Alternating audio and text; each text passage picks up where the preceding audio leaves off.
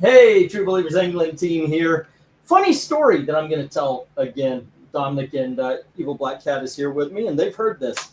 So we need to pay off the internet by tomorrow where it gets cut off. So I said, okay, I'm going to have an auction because we're going to need about $150, probably a little bit more because, you know, I would actually, if y'all remember, I said, hey, we're worried about rent last week. I'm going to be a little late with the books, and I want to ship them off. So I was looking forward to shipping them off. And I was like, holy shit, the internet is going to go out. And if I don't have internet, I can't make money. Okay, so thank you very much to Jim. Paid it off. Woo! All right, good job. And 2 minutes later, my wife came down and says, don't pay the internet yet.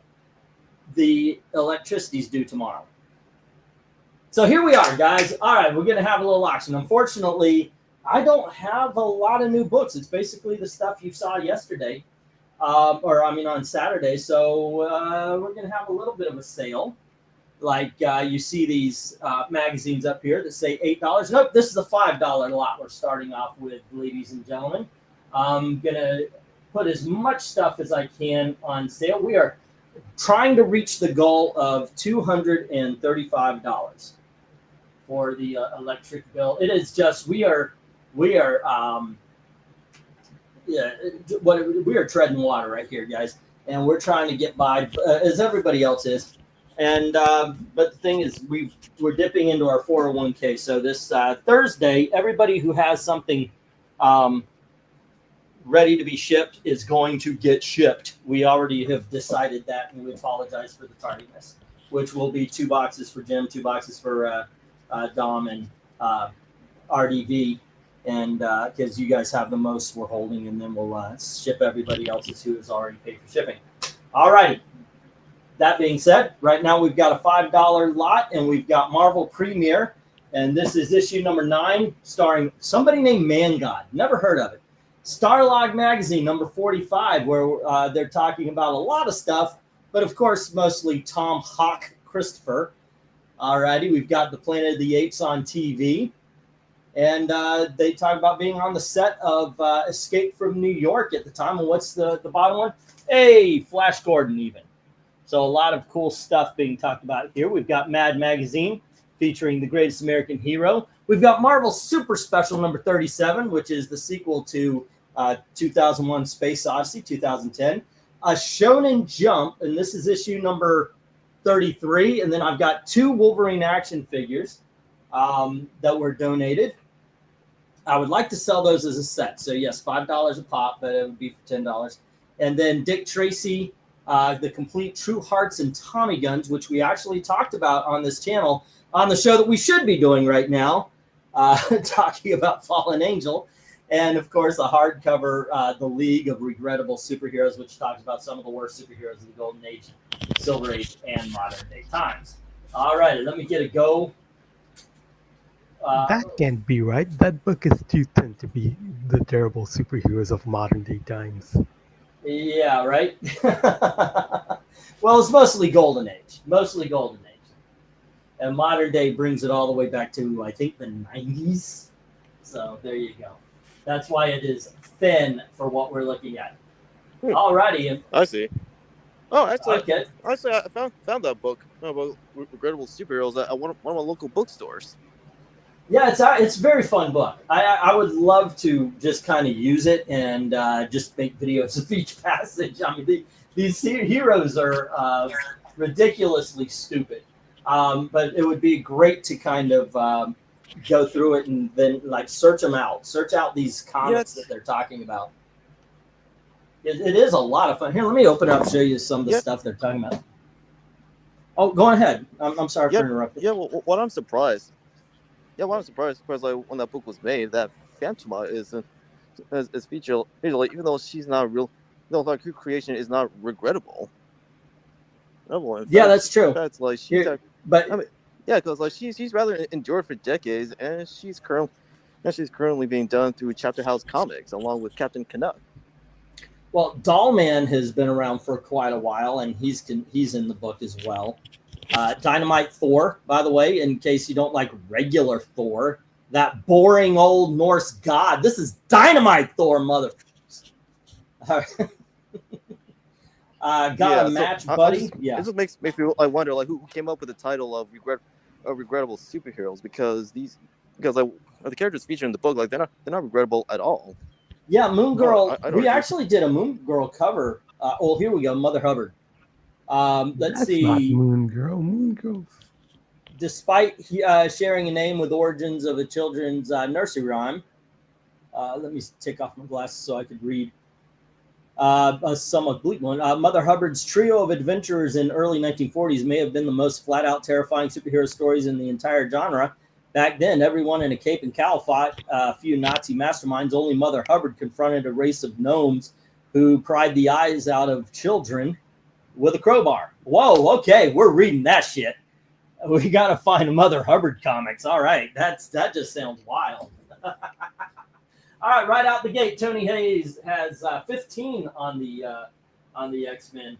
Now, I did say I'm starting them at 10, but I will take that extra 15 if you are okay with it there.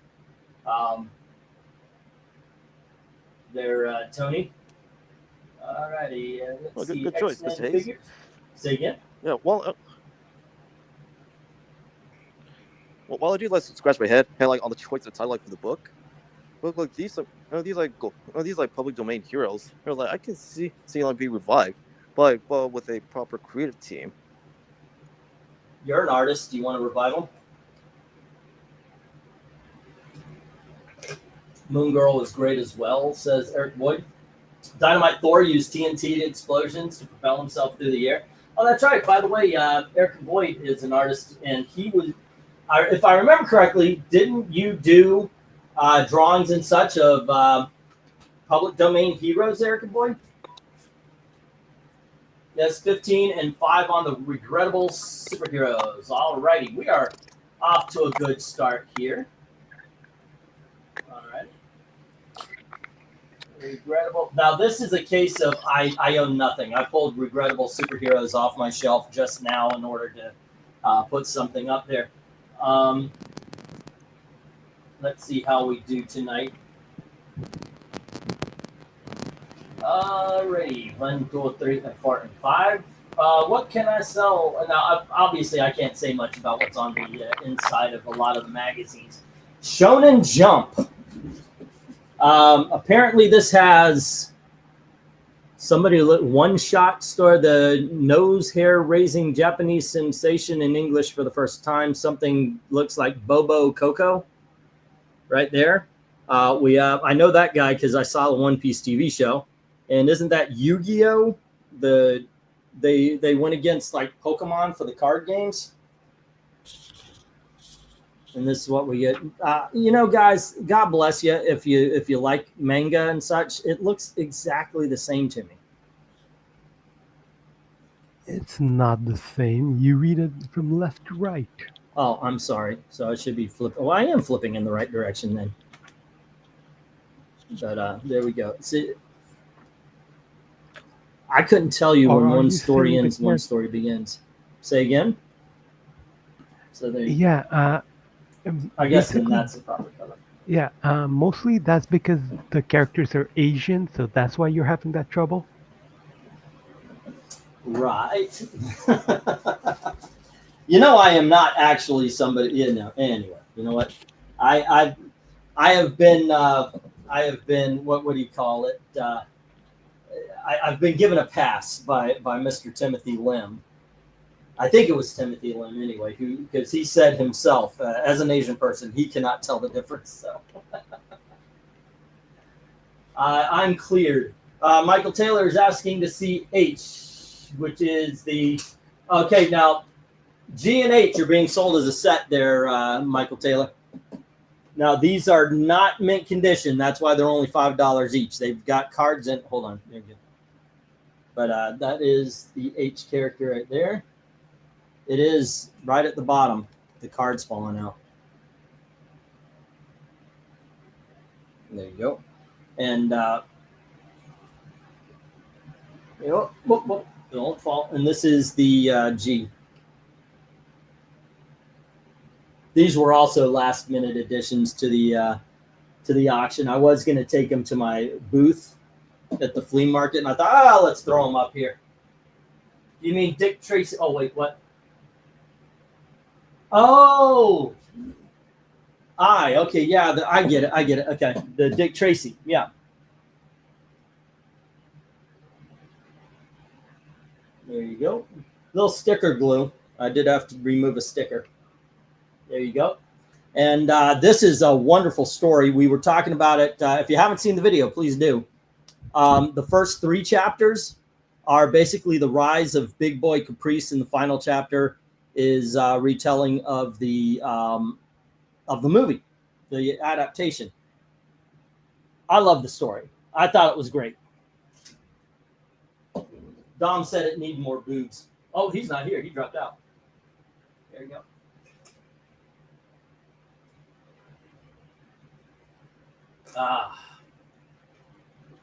Alrighty.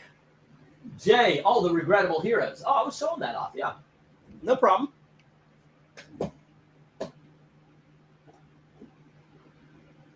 Come on. There we go. Oh, shoot. There we are. Yeah, it's there we go. It basically just gives a picture, and then it tells why that particular character deserves its place among the regrettable heroes. It's a very interesting read. It's a fun read too. All right.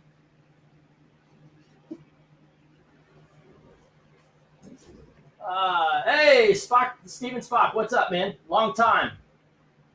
How you been? Alrighty, let's see. And Jackson says 5 on J. All right. Which is the regrettable heroes.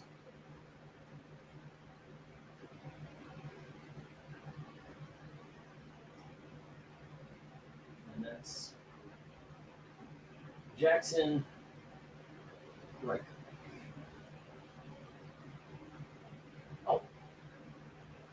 Oh, wait, Tony Hayes, I think, already has 5 on it.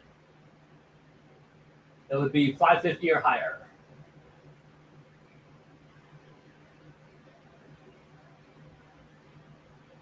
If I remember correctly. Okay, so 15.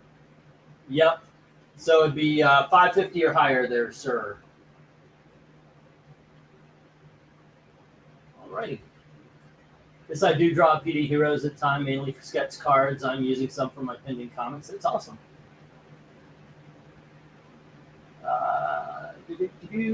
Those Wolverine fade look cool, and the book sounds very interesting, says Tony Hayes. Alrighty. Am I missing anything else? Dr. Hormone. Yeah, actually, there are some weird ones just like that. Just like that. Any Bronze Age Batman? No, there are absolutely no Bronze Age Batmans from previous auctions. They do not survive. In all honesty, Bronze Age Batmans, because I very rarely do I go above $5 on them. They always go every time I have them. But when I get the next chance I get to grab some, I'll grab some for you, man. I'll even give you a heads up. This auction is going to contain Bronze Age Batman. All right, let me get the 1-minute warning here. And remember, the magazines on the top row are at $5. I'm discounting them to $5 to help us meet our goal today of $230. And I'm asking, could please pay at the end of the night, because our electricity is being turned off tomorrow, and I don't want to lose our electricity. Alrighty. Okay, so Tony, here's Dominic again, and Tony Hayes has the action figures and the regrettable superheroes. Everything else looks like it's going to hit a reject box here. All right. Oh, so how did you find like your copy of regrettable superheroes? Say again. I said, how did you find regrettable superheroes? You remember when we were buying subscription boxes? I do believe this was in one called a comic book bento. where they would, for the monthly fee, they would send you a bunch of trade paperbacks and such like that. And this was one of them. Oh, okay. Yeah, it was pretty cool. It was pretty cool. Alrighty, so everything's hitting the reject box except for the Regrettable Heroes and the X-Men figures. Alrighty. What just happened? Oh, my computer wants to restart. Why would you even send something that said, yeah, restart in the middle of the evening? It's telling me, hey, do you want to restart and upload? And every time they do that, some passwords get lost or it's harder to sign in on things. Alrighty. There we go. And into the rejects for the magazines. Let's see. We're going to go back to the stuff we saw earlier this week. Going to start off with some $1 books. Of course, if you buy the entire lot, it is $7.50.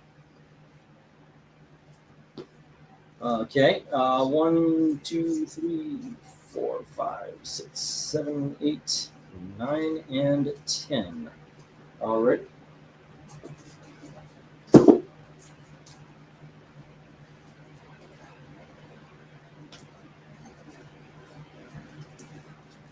Let's see. I have two of the same here. All right. So we had, and these are, you know, we're just going to make it 75 cents each. We have Runaways issue number 26. And then we have Free Comic Book Day number 1. This Duel Masters number 1. Next up, we have, what do we got? We have Judgment Day. This is Image Comics Judgment Day. Okay. Next up is JLA number 115. I don't think that was in there last time. There you go. And here is Supreme number 5. And then we had Resurrection Man issue number 6. This was highly recommended by Eric Breen to get number 6 and number 7. And I recommend this series too. There you go. All righty. We have Alice Ever After. That is issue number 1. Based on, I guess, the Alice in Wonderland. And then we've got Books of Magic from Vertigo, and this is issue number 6. Okay. And let's see. X-Men 2099. There you go. Bidding begins at 75 cents each. All right. And take the lot for $6. Hold on just a sec. No, there should, Go you know, there should be an What's that? an omnibus series like for Marvel 2099.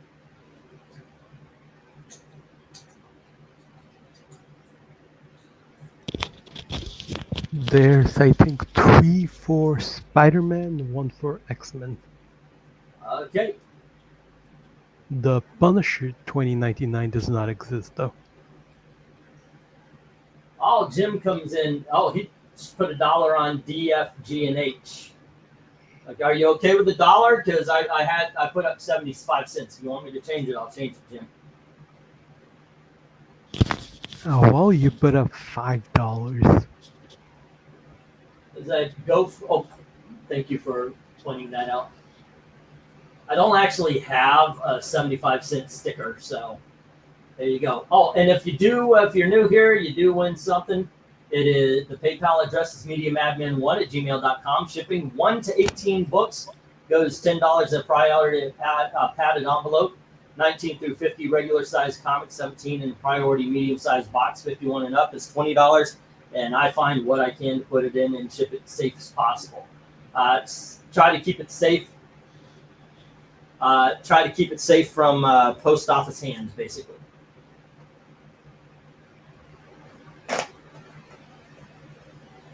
Which I only really had one person send a picture with a box torn up. And that was Darkness Comes. It was one of those video game boxes, and he said they did a number on it. So, what do I got over here? That's my spinning Marty. Well, I guess this could have been a $5 book. Ah, shit, that's falling.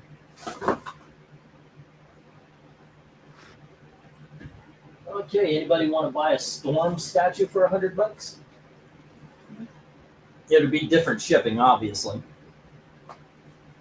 I think it would ship for about 20, maybe 25. Last time, anyway, that's what they shipped for. Let's see.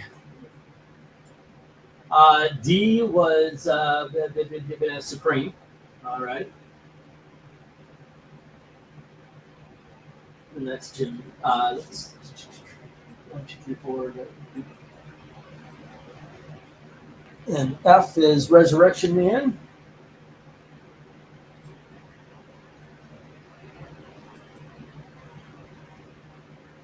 And 1, 2, 3, 4, 5. Res Man 7. And this is all Jim. Yeah, All right. I'm What's it? surprised like DC hasn't released an omnibus or Resurrection Man. Yeah, I am too. You would think they would just go, but and just, hey, let's get everything out there. But yeah, maybe they just felt not enough people. It's a very niche character. Did they ever do a Hitman omnibus? They currently are. Okay, because that's kind of like the same, right? Let's see. Okay, and well, I appreciate it, Tony Hayes and Jim. H was Alice Ever After. Okay, Alice.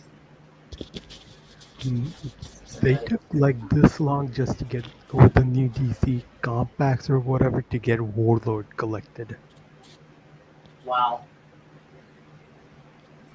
Tony Hayes says a buck on J, the X-Men 2099. Like that Alright. book has been out since what? This Tony 70s Hayes. or something, but Oh, Tony, I said this last week, and I apologize for the tardiness. I mentioned this when we were trying to get money for the rent. I'm not charging any extra shipping. You paid for shipping already, and everything bought tonight's just going to go on in it. And we'll ship it. Like I said, we're going to get things out Thursday and Friday. My wife, we pulled from the 401k plan. And I told her I've got to ship stuff. So at least a couple of hundred has to go through that. So I'm sure she's going to try to talk me down, but that's where we're at right now. She's pretty good at it. She's pretty much got control of me. There's something, I don't know what it is. I think it's sex. Yeah, she's got that whole, with which she can control my mind. Yes, I have he has the Hitman omnibus. Oh, that's pretty cool. The books that you're waiting for is the seller that always gives you a problem. No, actually, he's not. That was the weird thing. I talked to him, and he was like, I don't understand what's going on. And he said he's going to look into it. I trust him because this is the guy who is very, reliable. It isn't the ones that I've had problems with. I've actually pulled back. I dropped one completely. I'm not dealing with one of them at all anymore. And there's one who's trying to get his shit together that I'll give another chance to. I haven't bid on anything, but I'll give another chance to. What I'm hoping is I get the one that I ordered from this one guy. I ordered a short box full of comics and some other ones that might fit the $2, $5 big dogs thing. And I'm hoping to have that by Saturday. Now, Zach, thankfully, thanks to he said he's sending a box, should be here by Thursday. So it should be a decent auction on Saturday. And I'm not buying any online because on Sunday is a comic book show, which I'm going to try to buy most of right then and there. At least try to buy an entire auction at the comic book show. So we'll see how that goes. I guess how that goes is how well the thing goes. That is on Saturday. The auction goes on Saturday. That's issue number 5, Clint. All right. Okay. Oh, I think let's get the 1 minute warning here. I'm not really paying attention to this stuff very much. Hey, Dom, did you read Fallen Angel? Oh, I guess he's stepped away. Say it again. I asked, have you read Fallen Angel? Yes. Yes. Did you read it recently for the thing? Because I was reading it when Gail came down and told me all this. Nobody tell Eve, but I'm sending him 2 bucks. Oh, cool. That's awesome. Come on in, Zach. I read it. Yeah. I read it earlier. Man. Yeah, but no, I remember. No, I read this. I remember like reading the series before. Then I reread issues 1 through 6. Yeah, I read it when it first came out, and I'm telling you, man, the first issue alone has got me going. God damn, this was good. I want the trade paperbacks of this. I want that I could just devour. I've got the IDW omnibuses for the later series, and I need that. I need the DC version. All right, let me get the stop here. All righty. I guess I got to set up an alarm clock. Clint is saying I already. Okay, cool. Yeah, I know somebody got a whole bunch of Supreme from me. All righty, let me see if I can't remember. I can't remember. Let me bring this sheet over here. Okay. Let's see. Jim had Supreme and the Resurrection Mans and Alice Ever After. I do believe Tony Hayes has the X-Men 2099. 1, 2, 3, 4, 5 books left. Alrighty. 5 books left here. $2.50 for the rest of them. Anybody? Oh, you can't go wrong with either Books of Magic, Duel Masters, or even Runaways. I'm gonna say you can't go wrong with the Judge. Actually, Runaways is actually pretty good, but I don't know this. What is it?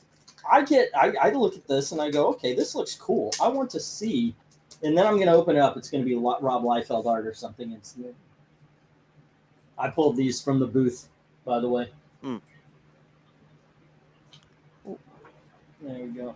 Well, the interior is like done for Judgment Day. It wasn't actually. There we go. Wait, is that the Two-Gun Kid from like DC?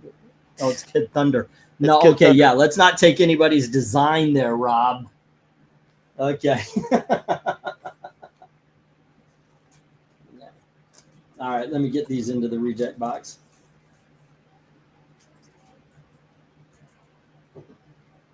Zoinks. And away. Take these down to Mara. Okay, we've still got some $1 books. I do not have these separated very well. Let's see. 1, 2, 3, 4, 5, 6, 7, 8, 9, and 10. All right. Still on the dollar books. Here we have Fantastic Force, issue number 6. I don't see a creative team on this. Here is issue number 7. And then we have The Man of Rust, and this is from Blackthorn Comics. This is issue number 1. There you go. Next up, we have El Beto, issue number 9. Have no idea what that is. And then here, nope, can't put that one there. Let's put this one here. Solution, issue number 1. All right. Let's see. What do we got here? We've got Swamp Thing, and this is issue number 112. All right. And then we've got Swamp Thing, issue number 118. Next up, we have issue number 37 of Cerebus. And we have issue number, I think I have some, like the top row was $1 books and the bottom row was $2 books on Saturday. Here's issue number 58. And here is issue number 104. Now, I'll tell you what I'll do. I'll just say $1 each, but because of what I paid, I'm only making $2. I'm not making any money on it, but I'll sell the Flaming Carrot for $2. Everything else is $1. Alrighty. Zoinks, and let me get the go for lap 2. Wow. So I actually read some comics to review, and yet I haven't reviewed them yet. I read the one that Evil Black Cat sent me. It's called They Chose Violence. It's by Alexis Alonso. And this one is, there's these black women who are talking about how, these white cops want to kill all the black people. I kid you not. This is the way the book starts. And they go through every misinformed crap that has happened in the last 10 years. And, I mean, this is... it's like he got all of his information from The View. Jeez. It is so poorly written. In all honesty, I mean, it's just like, I have to do a bad comic detail on this one. Really, it's so bad. Also, I read the Emma Frost book that came out this weekend. Yeah. And I gotta tell you, I can't remember a damn thing about. Oh, yeah, it was about a gathering at the Hellfire Club. I honestly can't remember. What does that say about a book like that? I mean, I know I've got a bad memory, but I can't remember a damn thing about it. It reflects like how badly written like that book was made. It's like I can remember the Flash All In or something. I found that to be fun. Apparently, they're writing Flash as an orphan or something like that. He's in Africa or something, and he meets Ralph Dibny. I remember that part. So maybe it's just my memory not being able to pick up. But I did like the Flash, and I did hate the They Chose All Violence. But I guess I've just got to be neutral on the one I can't remember a goddamn thing about. Huh. But that is literally all the new books. I've been reading older comics so much and not regretting a thing. You know what I've been reading? I read Beauty and the Beast, starring Dazzler, and and the Beast. That's a pretty good story. I mean, I was like, wow, I haven't read this in maybe 30 years. That is such a good story. Nice. Yeah. And it starts off with I got the hardcover. It starts off with the Dazzler graphic novel. It's called Dazzler the Movie. And it is such a good story. It's surprising. Yeah. Oh, well, go ahead. Sorry. Yeah, I remember reading. Yeah, I remember reading that. It still holds up. The graphic novel I made. Yeah. So it doesn't have a bad guy, not like a villain to fight or anything. It's really just about a rise and a fall kind of thing, you know. And I was very impressed with it. It tells an adult story, not an immaturely like porn adult, but just a grown-up, mature story about somebody looking for fame and getting exactly what she wanted in ways she didn't want to. Mm-hmm. 1, 2, 3, 4. Okay. So it turned out actually pretty damn good. I'm surprised there. Alrighty, just look down all the stuff from last one. I've got Tony and Jim. Did somebody else bid on something? Oh, no, Michael Taylor asked about something. Okay. Let's see what we got now. Tony Hayes says a buck on CF and G, which would be the Man of Rust, the Swamp Thing. Alrighty. Man of Rust to Tony Hayes. Alrighty. And then the Swamp Thing. I believe it was 113 and 118 for Tony Hayes. Alrighty. Cool. Who else we got? Jim says, let's see, says one on FG, which, okay, no, $2 on J. Alrighty. F and G is taken, though. And scroll up England team. Okay, let's see. Oh, $3 for the rest, says Tony. Alrighty. On the last lot. I will get those for you, Tony. Alright. I'll put them on your sheet here just to save time as $1 leftovers. There we go. Thanks, sirs. I haven't read Beauty and the Beast practically since it came out, and I still remember quite a bit of it. What a great freaking book. Dazzler and Beast knock boots. I'll bring the hardcover. Maybe after I'm done, I'll put it in an auction or something. Somebody else can share it. Even when you get the money order after next Saturday's auction, send out. Yes, sir. I haven't put the last money order in yet. I'll do that tomorrow. Alrighty, cool. Then let me get the 1 minute warning. Or the 1 NIM warning, because I guess I'm dyslexic here.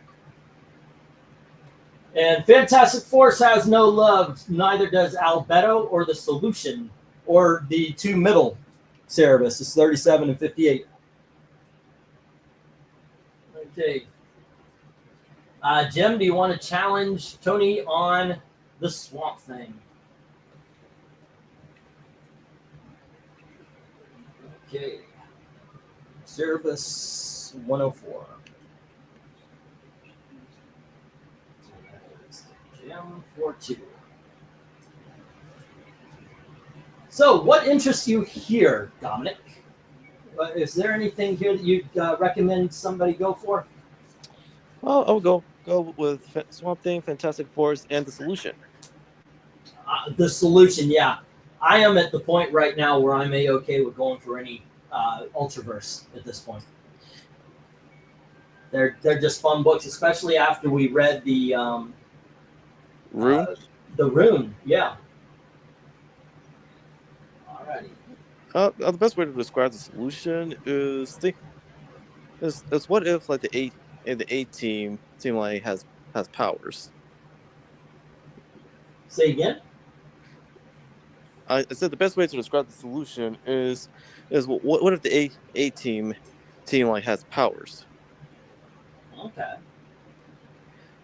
Because they are, even though like there are superpower like there are superpower mercenaries, like they do, and they don't like choose like missions like willy nilly. They actually again with the 18 conversion comes in, like they go on different missions to like help people. And now, right on the cover, she's holding guns, and yet they still have superpowers. That is incredibly 90s. And Jim says, "All right, you taught me into it. Let's get Rust. I'm not Rust, but Solution. All righty. That is Solution number 1. All righty. And let's see. Also, Jim had from this lot the Cerebus.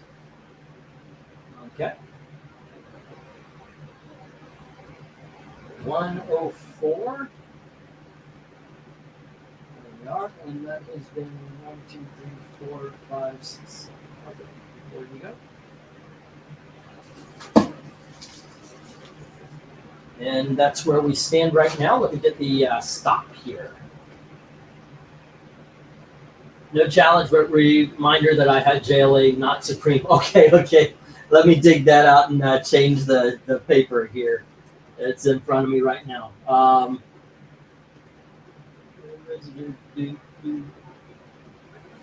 Now, what's the story on the Man of Rust? Oh, well, Tony Hayes is saying it's Midas backwards. So King Midas, but backwards. So everything he touched turns to rust. Oh, the reverse. Yeah. Oh, the reverse of the Midas touch. Alrighty. And let me get these down. There's no love for the Fantastic Force or Albedo or the Middle Service. Alright. Let me get the Justice League for Jim. And not the Supreme. Alrighty, cool. And whoops, did I put the right ones in? Yes, I did. Okay. Swamp Thing is with Tony Hayes as well as the Man of Rust, and Jim has Solution and Cerebus. All right, cool. Okay, we are going to bounce to some $3 books here. They didn't do very well in the last run, but we'll see. 1, 2, 3, 4, 5, 6, 7, 8, 9, and 10. All righty, gang. We have the Tomb Raider. This is Free Comic Book Day, The Origin of Lara Croft. And we have Tomb Raider issue number 2.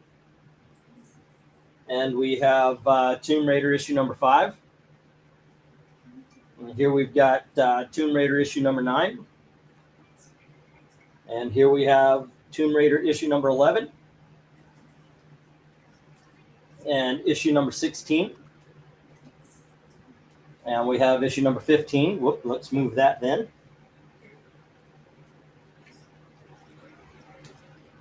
Issue number 19.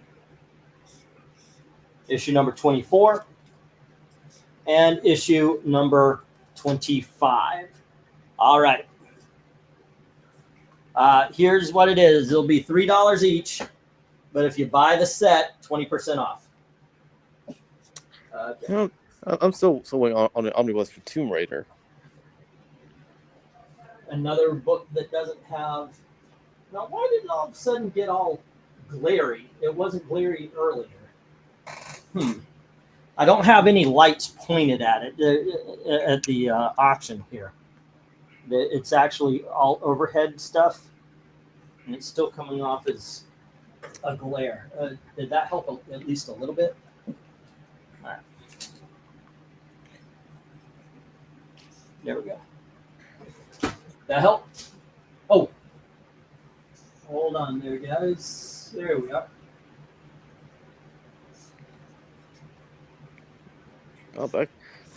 Back then, only Tomb Raider was still like hitting its strides, including in other media, such as in this case through Image and Top Cow.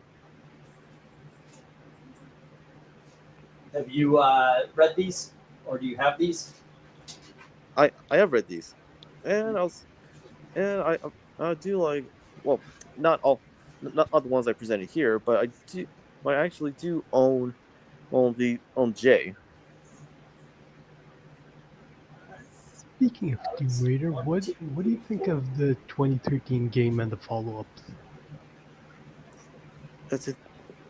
Well, I can tell you that they're not only overhyped, but people like want a return to form like of the series. In other words, but actually continue making games with the original Lara Croft and not this new one that the publishers is still trying to like force her onto others. Can you guys hear me? I can now. Okay, cool. I was getting a lot of wind. I've got a fan on because it's 98,000 degrees, and so I had a lot of wind going on. I lowered the gain.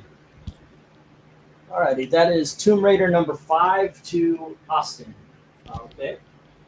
Yeah, but is it worth whatever £2.87 is in US dollars.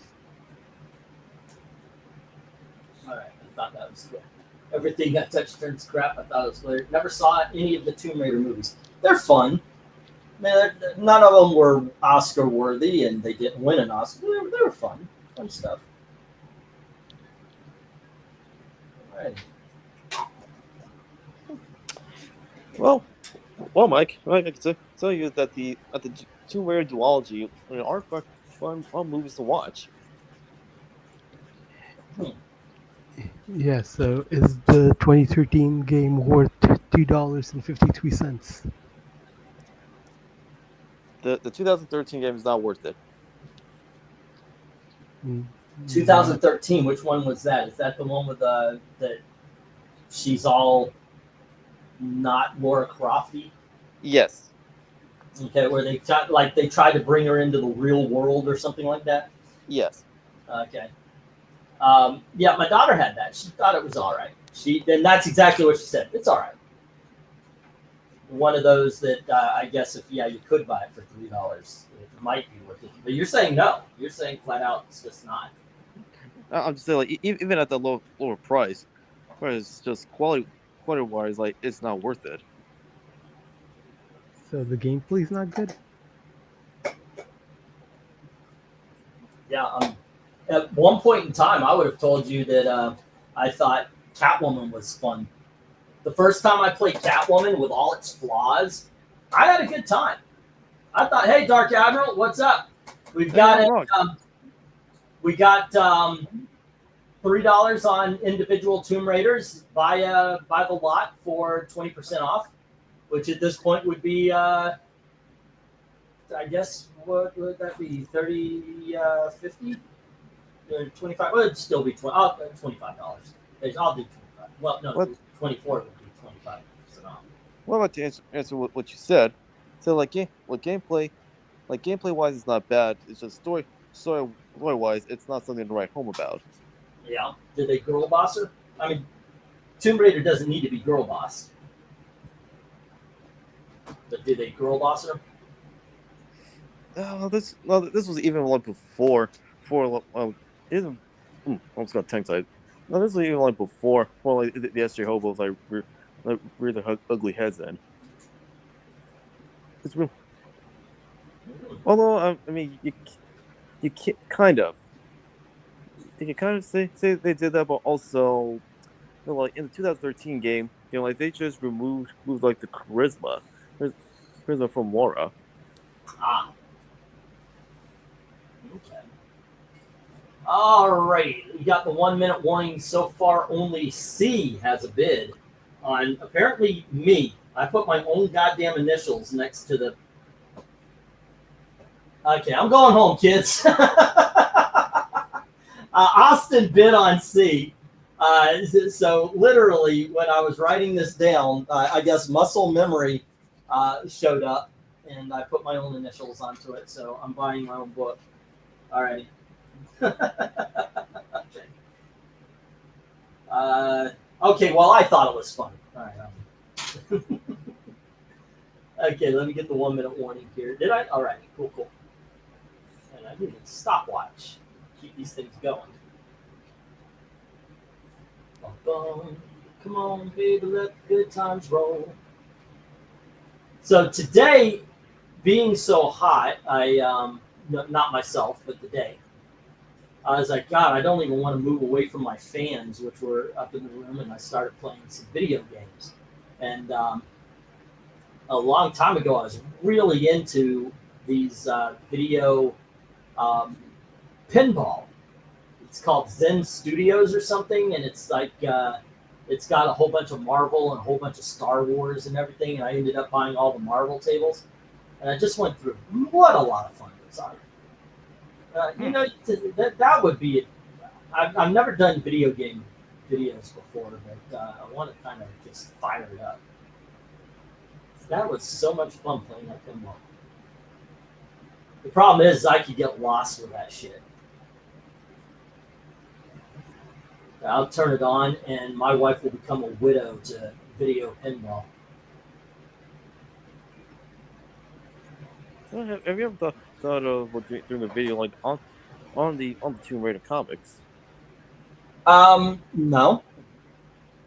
Not for any other reason than I haven't thought about it, but yeah, the truth is the Tomb Raider books never actually crossed my mind for some reason. It's kind of silly, but that's the truth. Have you played the games? Tomb Raider, I've played a couple of them. Like I played the original, and I think I played Tomb Raider 2. One of my favorite is the one that everybody crushed in the 2000s. It was like Tomb Raider Dark Angel or something like that. Yeah. And everybody hated it, and I was like, what the fuck y'all talking about? This is fun. I've never gone back to play it, though. I have no idea if it would be like the Catwoman where I played it and I liked it, but when I went back, no. You have fans I didn't know you were popular?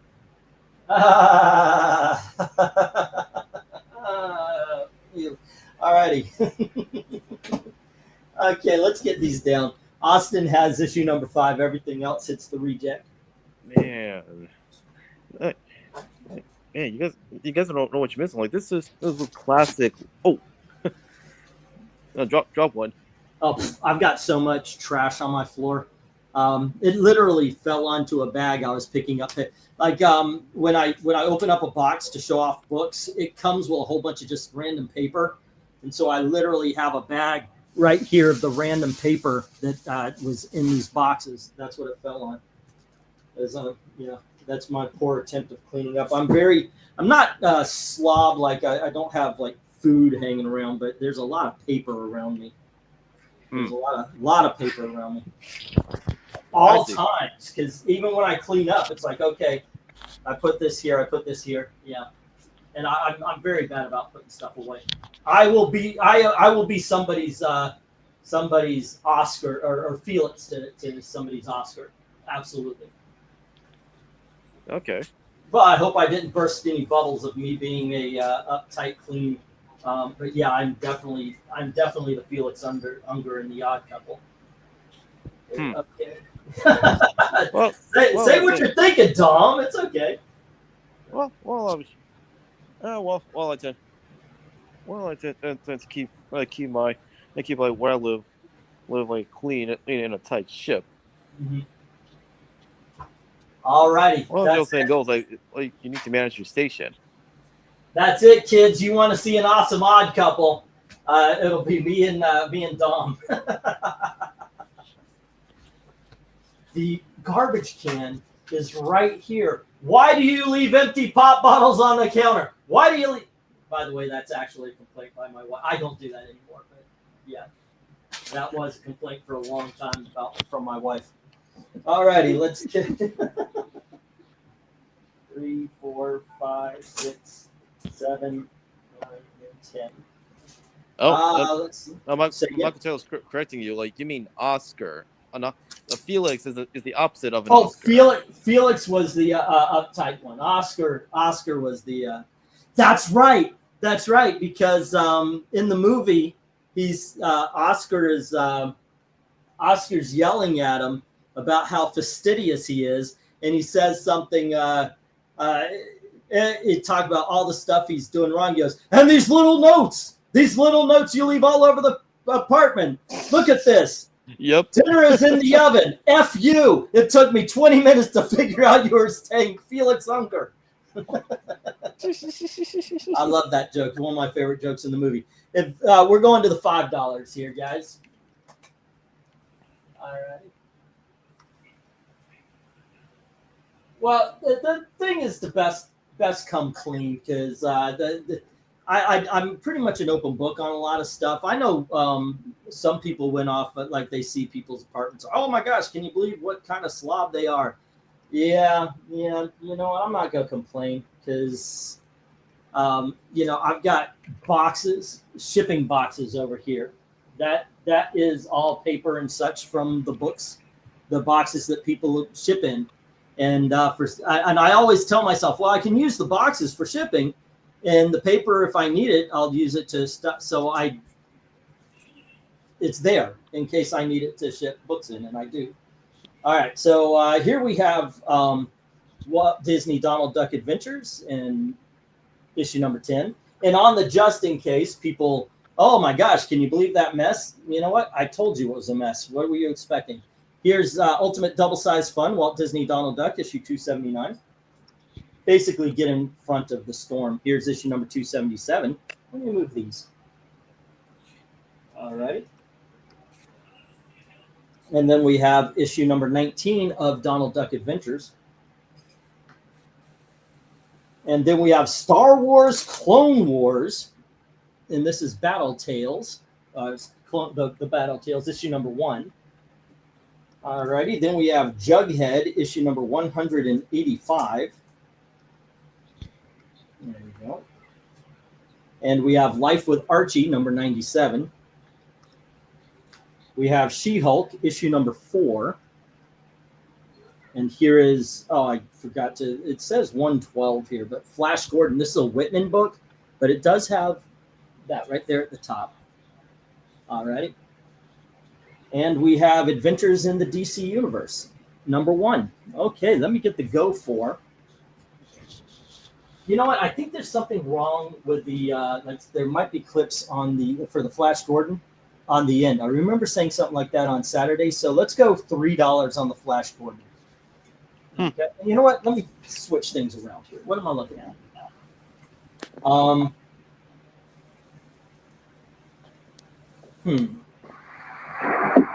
2, 3, 4, 5. Okay. Let me take this. I'm going to move this over a little bit. I want to move this down. Okay. Okay, those are fine. Those are fine. Alrighty, let's move this over. Move this over. And we'll do it like this. The first, yeah, why not? I'll even though this is, okay, the first 3 books are $3. The rest of them are $5. We're starting at the Ultimate Double Size, the Maharaj Donald. All right, that's where the $5 start. But the first 3, well, I'm still going to put as $3. I got to center this. Okay, let me go for lot. What are we on, 4? Go for lot 4. Yes, lot 4. All right. There you go. Man, I love that movie. The Odd Couple. Yep. Think about that. That is such a great movie. It's a classic. Yeah. And that's probably my favorite line from it. That one, and I always liked, who the hell goes to Florida in the summertime? Right now, Florida is colder or cooler than Indiana. My wife moved us to Indiana because we were having money troubles and it was too hot. Right now, we're having money troubles and it's too hot. So, this is where we are. Oh, what did I come over here for? I'm right by the books and everything. Why? I don't know. All right, Jim says 5 on F and G, the Jughead. All right.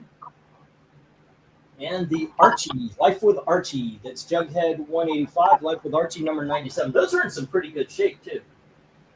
185. Cool. And then Life with Archie. We were talking about when can we do our, me and Ashley have been wanting to do that drunk stream. Every bit of money is going to go to Ashley. We might be able to do that sometime this week or weekend. All right. And that was Jim. Also, don't be afraid to make a deal or try to if you want, if it's not insulting. You know, I'm pretty open to stuff. I almost thought this was one of those moments where you walk into a room and someone is talking to themselves. Usually I tiptoe back out before they notice me. Hey, what's up? It is hot as hell in the Midwest this week. I know, right? I'm looking at it's nighttime. It's 80 degrees. That's Florida weather, man. That is. No, I believe you. It's ridiculous to move. You move up here, you expect cool weather at least, right? I mean, that's what the North is known for. Right. Oh, and beavers. We saw beavers. Well, that didn't work out very well. and not the kind that I would be embarrassed to say that with my wife. We actually saw animal beavers. There you go.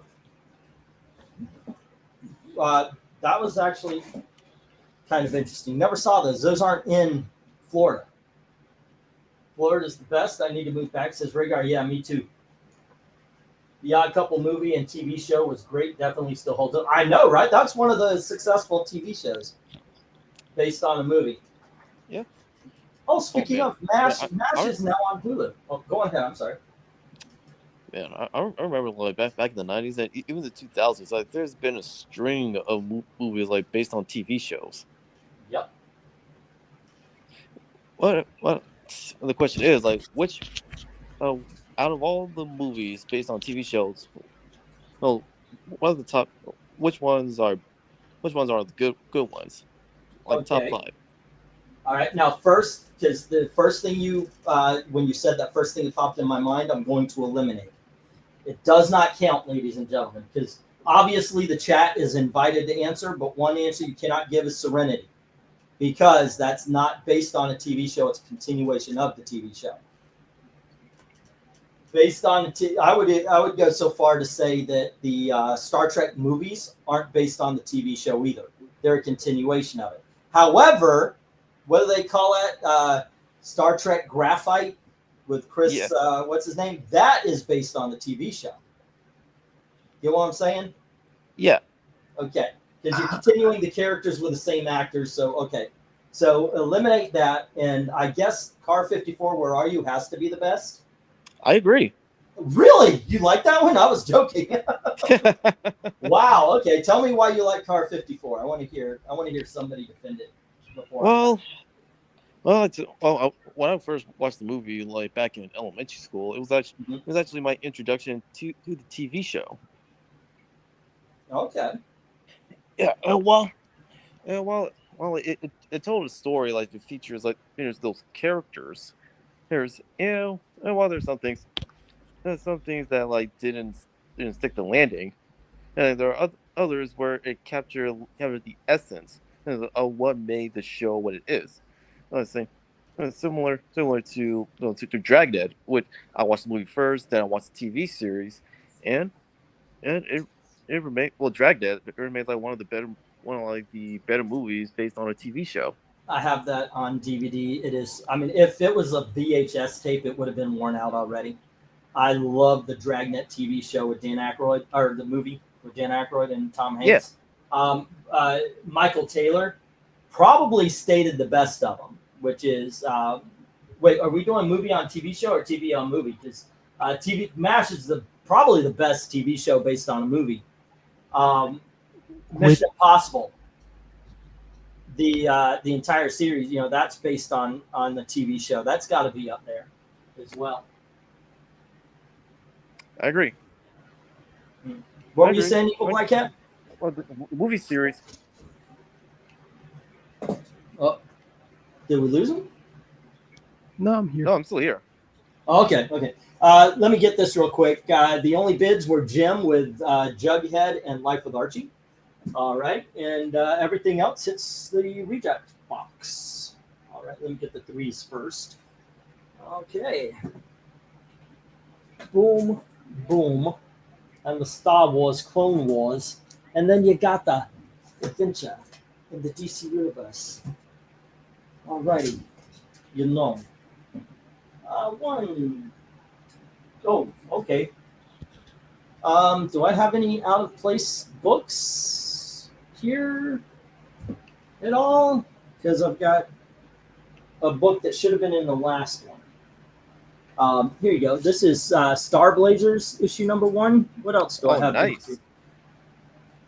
This would have been in the $5 as well. Here's Brian Azzarello's Joker, which, by the way, I did actually open it and read it. It is freaking good, actually. I was surprised that I liked it as much as I did. The art is incredible. It's Lee Bermejo. Let me see what we got going on here. There we go. Here we go.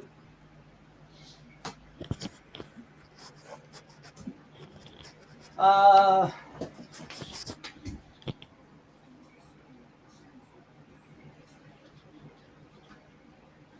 this I don't have a sticker for, but I'll put $8 on that. It's a Katie Keene trade paperback. We did a little ranking of that. There we go. Oh, here we go. I'll put 8 on this too. It's a hardcover by Francesco Francavilla. I had 10 on it because it's hardcover, but oh, come on. There we go. But I'll put 8 on this one as well. It is The Spirit. The story is called The Corpse Makers. There you are. All righty. Just a real quick run on this one. Let me get the, what are we on? This will be lot 5? Yes. Go for lot 5. All right. Get Smart was a fun film as well. Yeah, I agree. And 18 counts as well. And now I'm still disappointed that the 18 that there should have been like a franchise like with the 18 just as much what happened to Mission Impossible. Well, because you can tell that the director, the writing team, and the actors like they were and are genuine fans of the source material. All right, and Commies, Cowboys, and Jungle Queens. So these two will be 5, and everything else is 8. The Commies and the Star Blazers are 5. Everything else is 8. Wait a second. Why don't I do this thing? There we go. Everything up to Star Blazers is 8, and then the last 2 are 5. So it'd be A, B, C, D, E, F, and G. All right. I got for lot 5. Jim Sorensen says 15 on the Shazam. All right. Well, wouldn't you agree that there should have been a film franchise like with the 18 like Mission Impossible? Yeah, I actually like that. I agree. Unfortunately, it didn't do as well, and the studio, I guess, didn't have any faith that it was going to do well. No, it was a victim of poor marketing. Okay. Can't argue that. Well, the MASH movie was different than the show. It was a little more serious. Yeah, it had its jokes, but yeah. Dark Admiral says 5 on G. A, B, C, D, E, F, G. Okay, Commies, Cowboys, and Jungle Queens. A good choice. Well, as mentioned earlier, like the director, the writing team, like and the actors, like they were shown in interviews that they are genuine fans of the source material and they want to do it justice. Yeah, I thoroughly enjoyed it. I thought it was some silly, stupid fun. I saw it when I was working at a dollar movie theater, and yeah, just enjoyed it. Okay, it was released in theaters. Tony Hayes, what is Commies' book? All right, this is basically, it's all about Golden Age, comic books in America, 1945 to 54. And it does go through basically all of the enemies of America. It starts off with the bomb, and then it goes on to the Red Menace and the Cowboy Crusade. It is a book. It is a book about comics. It is not a comic book. And it talks about basically all the controversies that went through. This, I will warn you, and I might actually lose the sale here. This guy is so far on the left. And I, by the way, I do also, this is my bias. If you're one of the people who say America was in the wrong for dropping the bomb, I think, okay, yeah, you're far left. And he does say that. So, jeez. Yeah. Yeah. Well, do you honestly think they wouldn't have stopped the war without the bomb? You know, that kind of thing. Yeah, and you know, like that's sentiment. Like it does like come and go until like years later when they actually do the research, they realize, oh man, I was wrong. Yep. Now this book does, I think it was written around 1989. But this is the kind of thing I really love books like this. Even if I don't agree with the author's point of view, I love the history of comics. And that's a lot of the behind the scenes stuff, you know, not just the timelines and such, but I love the history of comics. Yeah, also, it gives you a glimpse of what was going on at the time. Yep. Now, Zach gets the Spirit Corpse Maker. All right. Zach, you're going to love this book. You are going to love this book. It is so cool. It's a classic. Come on, the Spirit? Yeah. This one was, I mean, it's Francesco Francavilla, the guy who does the Archie zombie books. The art is fucking awesome. The art is absolutely awesome.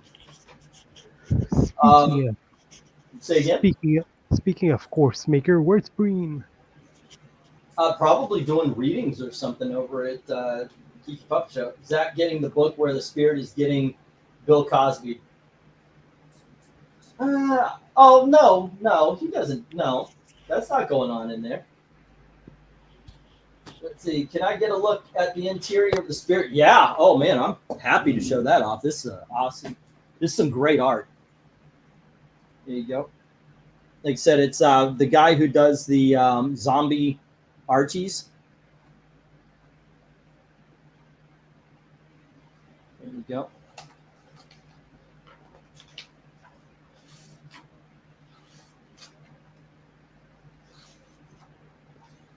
Man, there you go.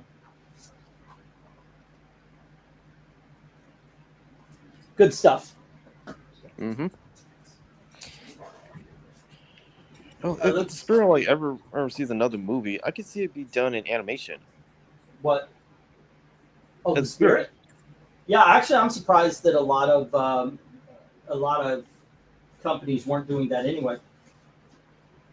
From the very beginning, Warner Brothers, as soon as Disney hit and they were trying to match Disney, they should have pulled out Superman, Batman, Green Arrow, Wonder Woman from the very beginning. I agree. I think Warner Brothers has mishandled DC Comics so poorly over the years. It's ridiculous. Right? No. Because they didn't have anyone who's not only like a fan like of DC Comics. They did not have someone to properly manage it and to make sure like everything is running smoothly, and not to mention actually vetting the process. Go through a vetting process to see like which creative here like is the best man or woman for the job. Yep. Okay.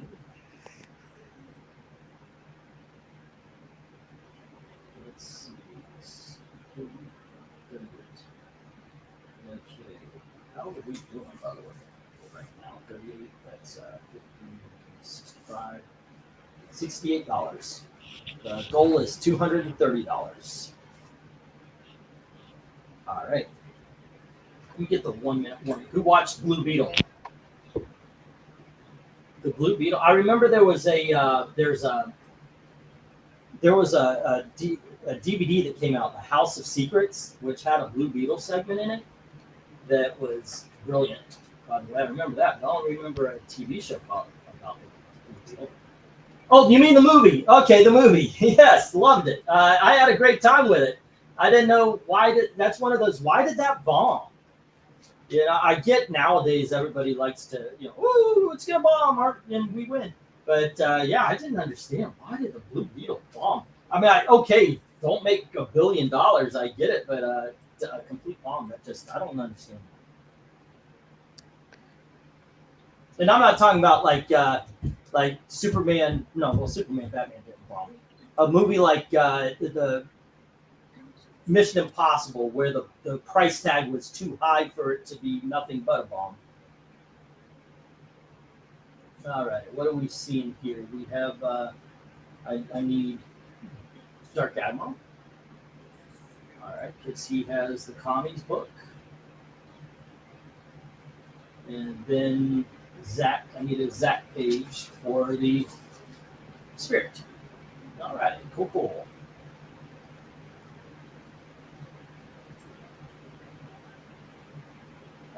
Because some of the actors were flapping their gums, would be my guess on it. That, that may have happened. Yeah, That may have happened. That does turn people off, right? In other words, they were putting their foots in their mouths. Yeah, I can do it. I mean, I gotta tell you, I was for a while. I was probably the Fantastic Four's biggest fan. I tell, my gosh, this looks great. I love the look of the Fantastic Four. I'm thinking, all right, so we have so it looks like they're going to do this justice, and then it's like, shut the fuck up, Pedro. Just shut up. Talk about the movie. Talk about why you're proud of the movie. All righty, so we've got Shazam going to Jim, and we've got the Spirit going to Zach, and we have Commies, Cowboys, and Jungle Queens going to Dark Admiral, and everything else hits the reject box. Okay. There we are.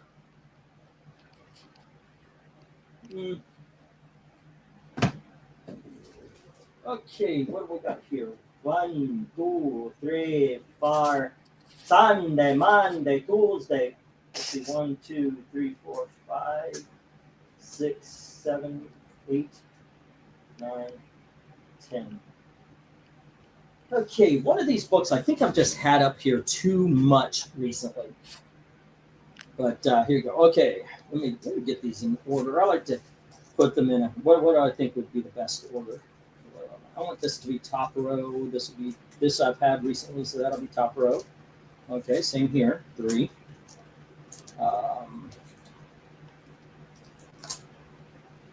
Everything else is bottom row stuff. So I've only got 3 top rows. All right, we have New Warriors issue number 1, and then Nice. we have Superman Speeding Bullets. All right, which is the book I was talking about. I think I've had too many recently. And then we have Superman Forever, and yes, the lenticular cover does work. There we go. I don't know if the light is catching it properly, but it does. It does. All righty. Let's see what else would go on the top row. These are goodness. This is all good stuff. Terminator. This is a one-shot trade prestige format double-sized book by James Robinson and Matt Wagner. So that is a pedigree team right there, kids. And what else would I put up here? You know what? Just because of the image on the cover here, I guess this gets the top row. Would you say it, Gailey?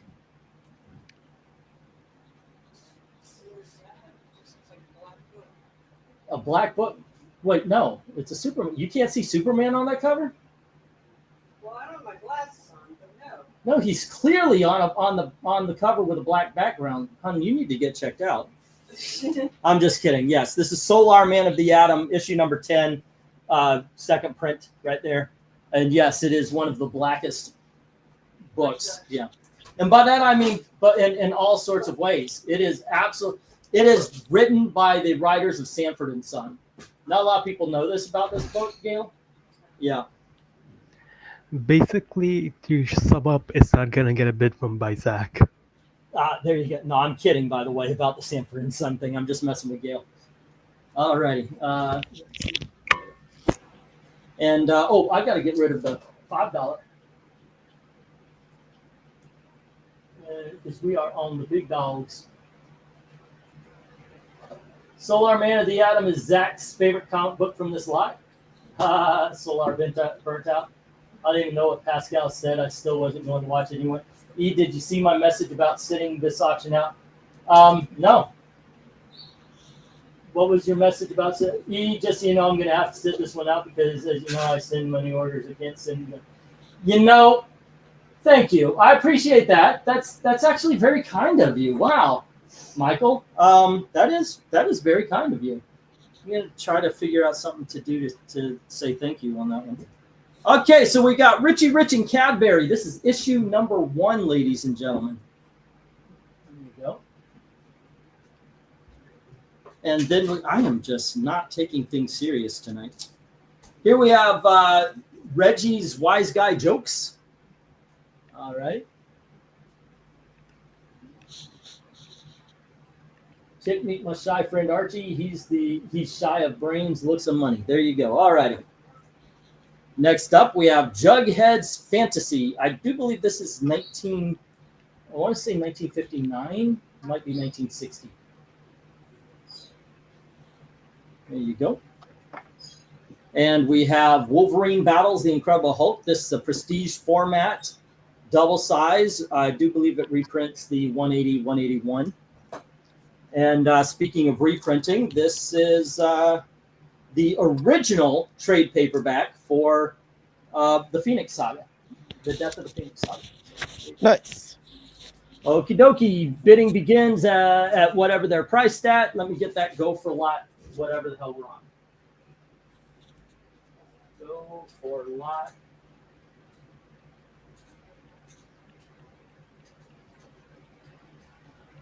All right.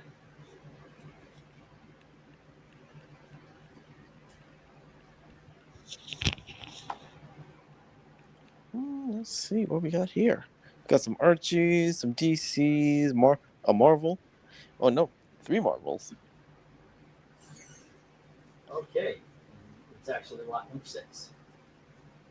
Oh, and Dark Horse too.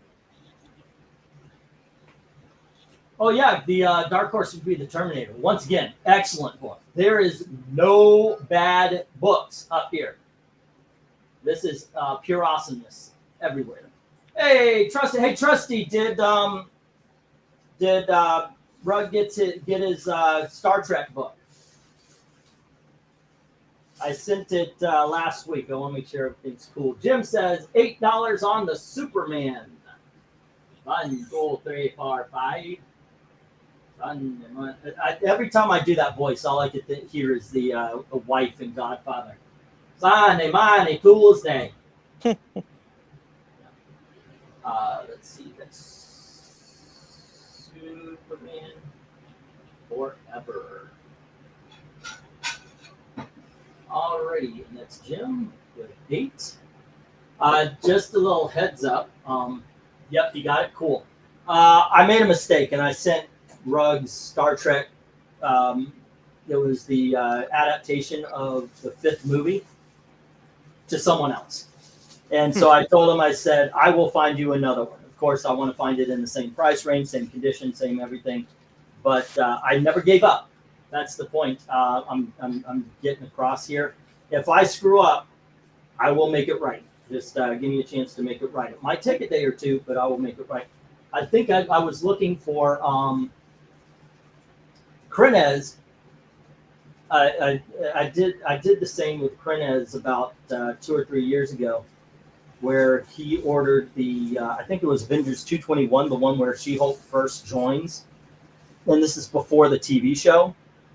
So I got it to him for $10, and all of a sudden She-Hulk's announced, and this $10 book is a $30 book, and I kept looking until I could find one for in the same condition for the same price, and I went and I finally got it to him, but it took 2 or 3 months. So, but I always try to fix the problem. Alrighty, so greetings, salutations, Sir Knight. Tony Hayes says 10 on Jade. Let's get that original X-Men Phoenix Saga. You can tell it's the original because do you know how much that book cost there, Dominic? You know what the price tag on that is? $10. Yeah, you young kids would think the high prices. This was originally $6.95. Oh, I can see it. Yeah. At least like back then. Yeah. At least like, with a price like that, you can easily buy it. But like and $10 is not even that high. We would have had to save or work a couple hours at a real job because at the time, I remember my first job, I was making $3.60 an hour at my first job. But I'm pretty sure there's a couple of people who could beat me on that low cost.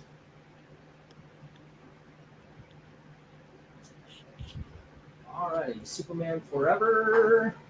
And that is at 8. All right, folks, it is 3:30 a.m. here, so I will have to dip out. Oh, you have a good night. Sleep well, sir. And thank you for hanging out, man. Seriously. No problem. Super Black Cat. Later, folks. Alrighty. And let's see, Tony Hayes, X-Men. Okay, paperback. 10. Alrighty. Let's see. That was my first time reading the Phoenix Saga. Yeah, that's a while back. Are you that old, Austin? Really? I got a second printing of that Phoenix Saga trade paperback from you. It has the 90s Marvel logo on it. Okay. Okay, I see. Did you like it? Did it hold up? Because I'm sure it's kind of like watching Psycho these days, because everything's already been shown to you. Big scenes have already been shown to you. Pedro Pascal's father was a member of the Castilian Basque aristocracy of Chile, who are descended from Spaniard conquerors of Chile. Okay.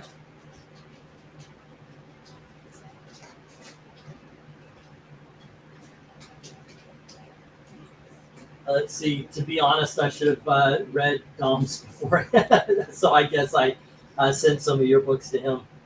If I make a mistake, I do my best to fix it. All right. And Austin is saying he loved it. It's his favorite X-Men comic. Has the Brood Saga ever been put into a trade paperback form? Because that's my favorite X-Men story. I've always loved the Brood Saga. I don't remember if it's ever been in. Dom, do you know? What's my favorite X-Men story? Well, I was asking if the Brood Saga has ever been in trade paperback form. The Brood Saga? No, it hasn't. That is amazing. That is my favorite. What is your favorite? Let's see. Besides the Brood Saga and even Demon Bear, I would actually have to go with the storyline featuring the first appearance of Legion, David Haller. Okay. Alrighty. The first. Now you're talking about the '90s story, the Onslaught, and what was it? The Age of Apocalypse. Legion's. No, I said Legion's. Legion's storyline, which is his first appearance in New Mutants. Oh, okay. Yeah, I forgot all about that. Like, I literally can't remember anything about. I remember the covers, but yeah, I just don't know the stories. I know I read them because I've read New Mutants till the end. I collected 1 through 100. I thought that was a great series all the way up. Legion Quest is not. Yeah, he's talking about something earlier than that though. Like, it came out right after Demon Bear. Yes, and Legion Quest came as a result of the Mirror Island saga, where Shadow King possessed David, and when he woke from his coma, like his mind was healed. All right, Jim had the Superman Forever, and what was the other one? Oh, the X-Men trade paperback is with Tony Hayes. All right, let me get those. There you go. Everything else rejected. It is a reject. There we go. One, zink.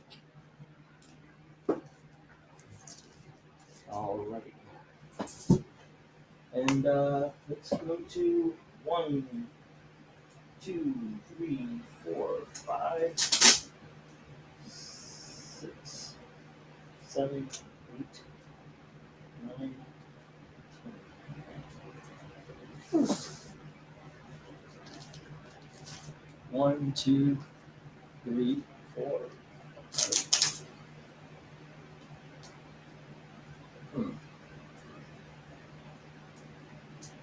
There's Sticker. Hey, there's Sticks. Good to see ya. What's up, Sticks? All right, kids. We have from 1959. This is Jughead, issue number 41. Alrighty, it is in a 1940 or 59 Archie book at $5 condition. All right. It is not doing well.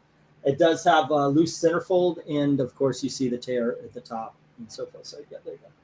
Just want to point that out. We have Star Wars Galaxy magazine, issue number 12, focusing on Princess Leia. And then we have Lady Rawhide, issue number 1. And then we've got Tomb Raider, issue number 18, the Adam Hughes variant. And then we have Tomb Raider, issue number 34, the Tony S. Daniel variant. All right. Next up, we have the Cats and Jammer Kids and Captain and the Kids, issue number 31. All right. And we have Baby Teeth, issue number 1 from, what's his name? He was hot for a while and then disappeared. I want to say Donnie Most, but I think that was Ralph Mouth. What the hell was that guy's name? Started with a D. Donnie Cates. Okay, let's go with that. War Machine. This is U.S. War Machine, and this is volumes 1 and volumes 2. There are 18 books involved in this. There you go. And then we have Captain Atom, issue number 1 through 5. What is attached to it? Oh, and hold on. This is...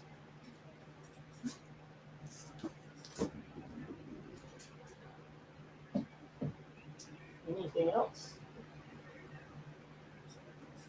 Nope. All right. Okay. Let's see. Do I have anything else I could throw up there? Oh, hold on just a sec. I'll be right back.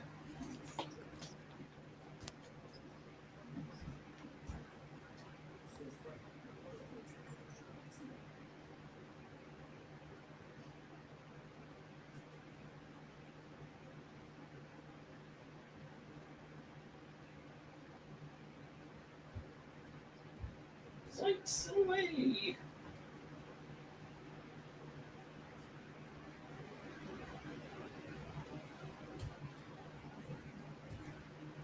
Conan the Barbarian 111. All right.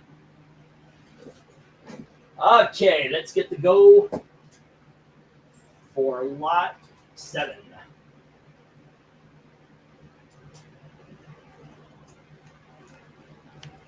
Let's see what we got.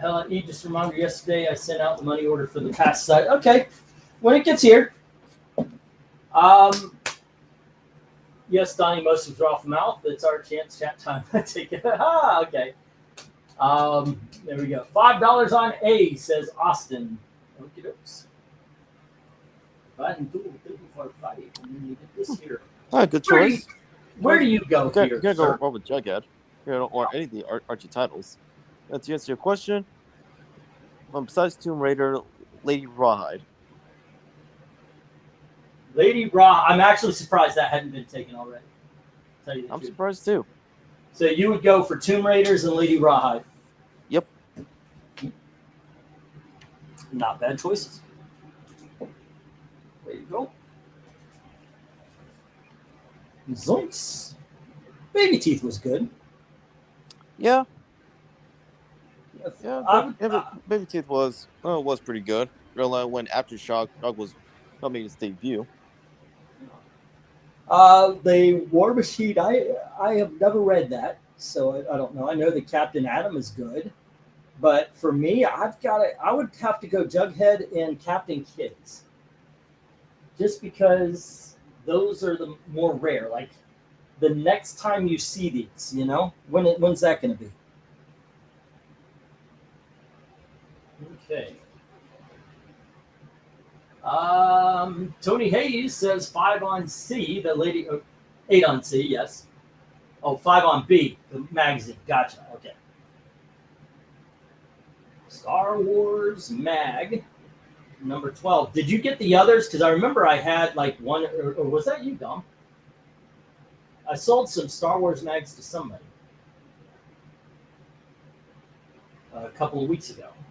That's 43. And Jim says 8 on C, getting the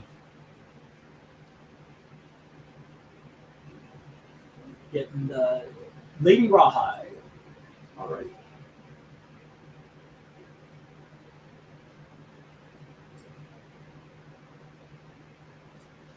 Awesome.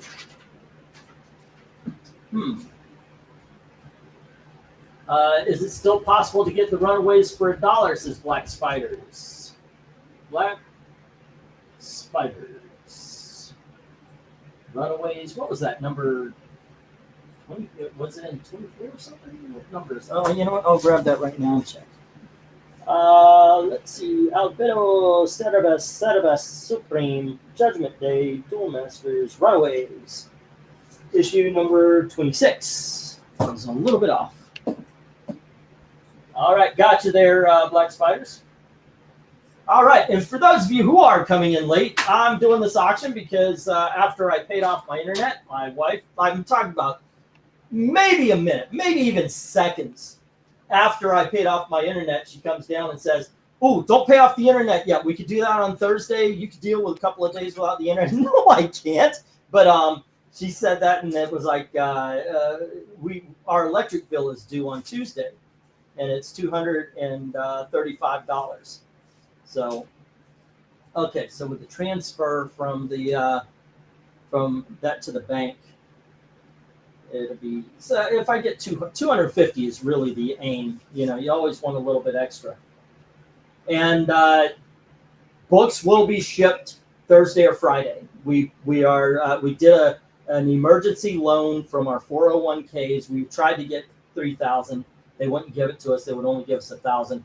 And yeah, because I was wanting to let's just get the fuck out of here. Let's grab what we can and get out. But they give us 1,000. So books will be shipped Thursday, Friday to everybody who has some coming. All right. And I do apologize for the tardiness. Let's see, what did we have going on? Jim Sorensen had the Lady Rawhide.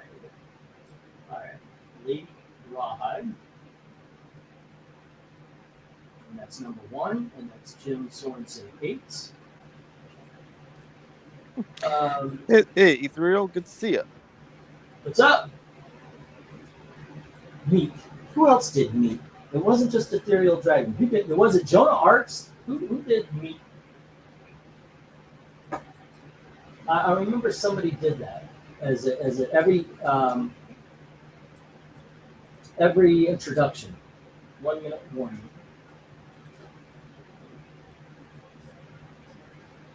There we go. Now we had somebody. They would. I guess that's where it was from, huh? Phineas and Ferb. Yep. Yeah, that is the Phineas and Ferb reference. Okay. But somebody would always come in. I forgot who it was, but somebody would always come in and say, "Meet me, everybody." I never knew what that was from. You think I should charge more for the Conan? I'm just kidding. I know what you're talking about. Yeah, there you go. Alrighty. In a Disguise. That's right. That's who it was. Wow, what happened to In a Disguise? That has been so freaking long. What do we have here so far? 46, 47, 93, 98, 103. We're at 103 right now. The 250 is the goal. I even have $250 worth of stuff. We'll find out. Can you get a closer look at A, B? So, the Captain and the Kids. Yeah. You know what? It looks like one of those old.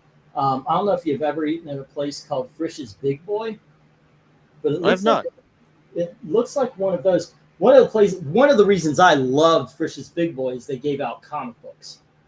Oh, really? Yeah, I kind of wish I always had that. Wow. Huh. I kept them, but I was way too young. Huh. And it really does remind me of those. Okay. Well, I'm surprised to hear that there was a restaurant that actually gives people comics. Yep, and it was kind of like a comedy book, like I guess the Cats and Jammers. Here you go, is right here. Alrighty, this is 1967.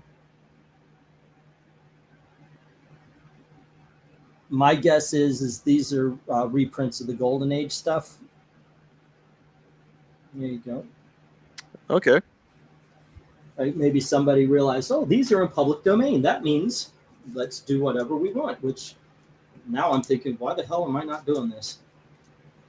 All right, I wouldn't mind cleaning up some and reintroducing and doing all that kind of stuff. I like these kind of things. Oh man, if only you could do those Frisch's Big Boy. But yeah, I used to be a huge fan of the Frisch's Big Boy just because of that when I was a little kid. I went as an adult and I thought, well, the food, I could see why my mom and dad didn't want to go here as much as I did because the food was very mundane. But it's kind of like the kid wants, oh, let's go to Chuck E. Cheese. And I could see why a kid loves it. Video games, the whole 9 yards, pizza. But the pizza is below school pizza level at Chuck E. Cheese. It's horrible. Alrighty, watch Chronicles of Meep episode 42. Meet me in St. Louis. Meet me in St. Louis, Louis. Never mind, I thought you meant E. Oh.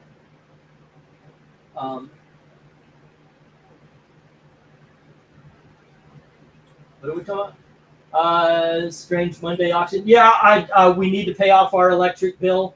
So and all the books I have are the books that we saw on Saturday. So thank you.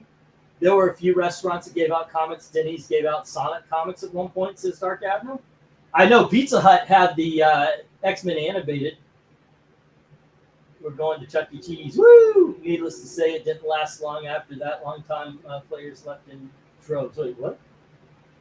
Star Wars Galaxies was a great game until they decided to nerf it. Okay, made a Jedi playable class instead of working for it, and they got rid of player favorite classes. Never played it. Never played that. I thought Big Boy was not a real restaurant as a kid. Yeah, it's called Frisch's Big Boy. Yeah. All right, did I already put up the 1 minute warning? Should I already have to stop going? Yep, the 1 minute warning was about 10 minutes ago. Here we go. That's what I'm saying, Dom. I'm just chill tonight. Yes, you are. I may lose my electricity tomorrow, but I'm just so freaking chill tonight. What's going on with that? Alrighty, but yeah. I don't know. Just feeling pretty good. Anywho, what we got here?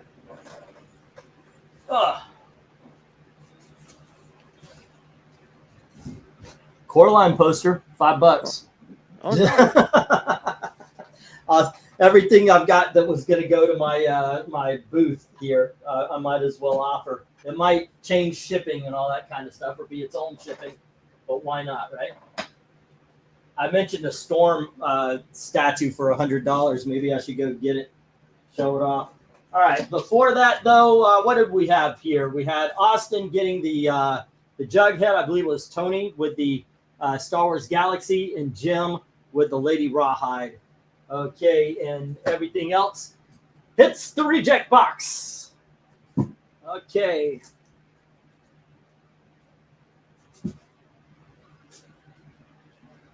Except for I'm not trying to force magazines into a box. That would be crazy. Crazy. Okay, let us go to the $5. Don't fall over. Okay, here we go. Come on. 1, 2, 3, 4. Oh, really? I only had, and then it's back to the threes, huh? What do we got here? 1, 2. Let's make the, yeah. Okay, sure. Screw it. No, I'll stop the fives right here. All right. And then 1, 2, 3. Is everything $3 after that? And then $2, $1. Okay. No big deal. You'll experience what it was like to live life in no look. Just, dude, I don't even want to, especially this time around, by the way. I did not. I'm not looking at PayPal right now, Austin, but I will check that out. Thank you, sir, for the heads up. Meet me in St. Louis, Louis. Alrighty. Okie dokies. You know what I haven't done in a while? And sometimes I'm not doing it on purpose. Sometimes I just forget. I haven't done the wheel. I need to bring back the wheel. All right, let's do that tonight. Okay, so we have Beauty and the Beast, Portrait of Love. And then Batman Might Fall. And we have Omega Men, issue number 10. This is like second or third appearance of Lobo or something like that. That's what pops that up. And then the One Punch Justice League. Actually, yeah, that's Lobo, by the way. He is so very different from what he became. Indeed. Oh, goodness. Screw it. Martian socks. Yes, these go in the booth. And you know what? I wasn't going to sell these because I was like, you know what? Screw it. I'm taking these for myself. But Wonder Woman. These are brand new. There you go. Okay. See the desperation in my eyes and hear it in my voice. All right. Let's. What are we on? Go for lot 8. Boom, boom. All righty. So where do you go here? I would go with Beauty and the Beast. Okay, not the Wonder Woman songs? No? Did you watch the TV show? Yes. And what do you think of the TV show? So solid urban fantasy. Mm-hmm. Yeah, my mom, man, she loved it. I watched it. This came out at a time when my family was in a bit of disarray. Not my personal family. But you know, my mom and my dad, my brothers and I, we were in a bad place. And my mother would watch this show religiously, and she just enjoyed the fact that I would sit down and watch it with her. It's a good show. I swear I have an issue just like that Guy Gardner issue, but it's all beat up and the two guys are trying to help him. I do believe I've seen that one. Yeah, I don't know what that's to. Everybody's so different, but I haven't changed. Life's been good to me so far. Oh, okay, that's the yeah, that one I don't know. If you got a big Wonder Woman fan, those socks might sell. Mike, if these socks don't sell, they're going on my feet. I am the big Wonder Woman fan. So, yeah. Not like immediately. I'm not going to take them off the shelf here and go on, but yeah. I dig on these, but I've got some stuff around here that was going to go to the booth, so okay. Especially stuff like this, where if you have a box of comics, I could just throw them right on in. I've got a couple of. I have a couple of posters, little posters I was going to put out. What's this one? I have no freaking clue what these are anymore. I ordered them so long ago. I've just been lazy about getting them out. What is this? Oh, Death Note. Little vinyl posters. I put them in frames, and then I could sell them for like $15 in the frame. But yeah, I'd go 5 if you guys wanted them. I wouldn't have to go out and buy a frame. But that's generally it. You know, the poster's $5, the frame is $6 or something, and I charge around $15, $17 for them. And they sell. They go all right. So. Also, with Omega Man, you can't go wrong with that title. And Justice League International is also like a great read. Oh, hell yeah. That's where I would go here, is the Justice League International. Easy choice on that one. Alrighty. Do I have anything? What happened to the other one? This one, I can't find a frame to fit, so because it's a little bit longer than what I thought. And it's a little bit wider. So I can find things that are frames that are long enough, and I can find frames that are wide enough, but I haven't been able to find a frame that was as long as it needed, or and as wide. So okay. Cut me a deal on the Justice League and the Omega Men. What do I got up there? 5 each on them. All righty. $7.50. We'll say $3.50 a piece. I'll drop them $1.50 each. Not a bad deal if you're asking me. Right. And you know what? I'm going to put the 1-minute warning. And his answer, yes or no, will end this lot. 750 sold. Alrighty. So I'll just put stop as well. Let me mark that on your page here, sir. Dark Admiral, Zach, Austin, Tony Hayes. Alrighty, we've got, what is it, Omega Man 10. And we've got Justice League. And that was issue number 5, right? All right. Yes. And that was at $375 each. Okay. And that's $750 on top, so it's $50.50. All right.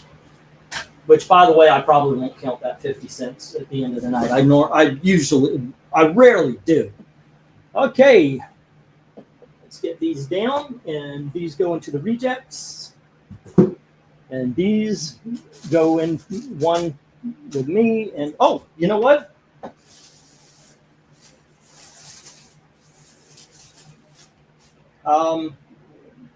You know what? No, I was gonna. Never mind. I'll show them off later.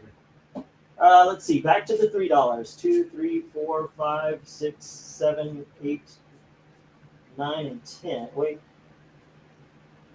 Where did the $3 end? That looks like right about here. How many are there? 1, 2, 3, 4, 5, 6, 7, 8, 9, 10, 11, 12, 13, 14, 15, 16, 17. All right, 16, because I think that was sold yesterday. I just pulled 18. Okay, so I need 9 in each. All righty. Here we go, kids. We've got Tomb Raider issue number 37. And here we have Tomb Raider issue number 38. Next up, we have Tomb Raider issue number 35. There we go.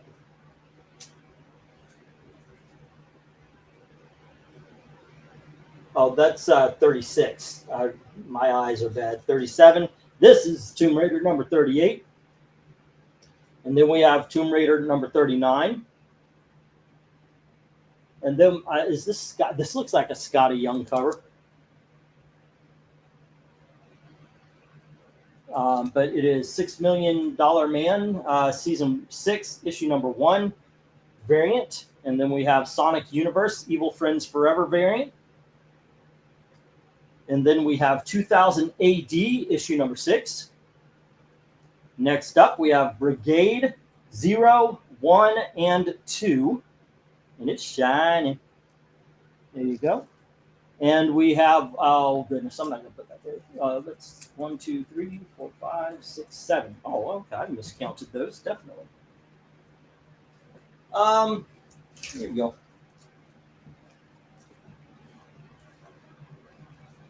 And let's see, let's just start. Let's go with this. And what lot are we on? Go for lot. It's like 8 or 9, right? 9, I think. Go for lot 9. There we go. So how about this one? What interests you there, sir? So Sonic Universe and besides Tomb Raider, 2000 AD. Oh yes, definitely gotta get that Judge Dredd. Tomb Raider, obviously first for me. Judge Dredd, and then probably $6 Million Man. I've never connected with Sonic the way you guys have. Okay, kids. No, I actually never really got into them. Here we have Minecraft socks. So there you go. We'll start those at $3. I know it's silliness, but there you are. I got to put something there. I don't have comics, and you know what? I was going to put these in my booth anyway, so there you go.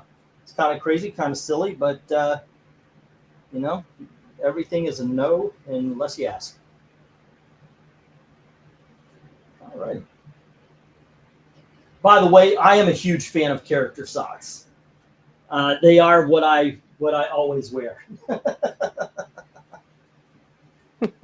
All right, neat. It's true. You know, this is. I've got my shoes right in front of me, so I do have what I was wearing when I was driving everybody around, and boom, I've got Snoopy. You know, that's what I'm into. Which, by the way, matches the Snoopy shirt that I'm wearing right now because peanuts are awesome. Awesome. Yep. The England team wears novelty socks. Yeah, I'll confirm it. I'm not embarrassed by it. I just dig on the novelty socks. Go figure, man. Alrighty. Oh, did I put in start? Yeah, I got the start. Did we get any bids on these yet? Sonic Universe's Best. It's a kid book that's safe for kids and has awesome stories that entertain as well. That is Mega Man Sonic crossover, by the way. For you, yes, that is. That's right. That's Mega Man and Sonic crossover. You can see him at the top right here. It's called Worlds Collide. Let's see. Do we have Sonic 8? I would rock out both of those jobs, but I'm kind of busy in my garden yard work. Oh, just for purposes of England team seeing you better, Tony Hayes. I hear you, but please forgive me. What are we talking about? No, you have to help England team with the Donkey Show. Oh, okay, I see. That would be awesome. Yeah, not a lot of people want to be Donkey Show barkers. All right. They're going crazy in the chat here, man. Sometimes I think, what the hell did I start? What did I start with the whole under the bridge? I don't know. I don't even know what started that. I think it was about, you know, I was like, hey, I need the money because I lost my job under the bridge or something like that. And it just kind of steamrolled that I was doing that. So I don't know. Crazy life, right? I did. It's kind of funny, you know. It's of all the things that people have, you know, Zach's got the racist thing, Eric's got the old thing, and also the fact that he could pull any comic book you ever mention out of his couch. You know, I've got that. I need $250 for the next Donkey Show. I have to hide it behind the electric bill. Yeah. Didn't it come from your wife's nickname for me? No. Nope, not even a little bit. This is a $3 lot, Mr. Zachary. Yeah.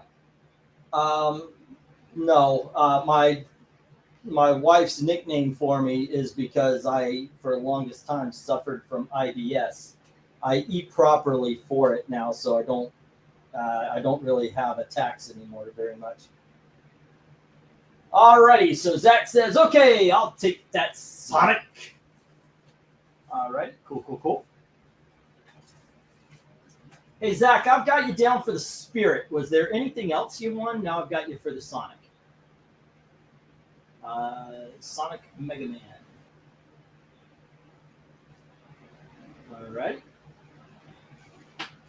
And Austin says 3 on A. Great cover on that. Issue number 35 of Tomb Raider.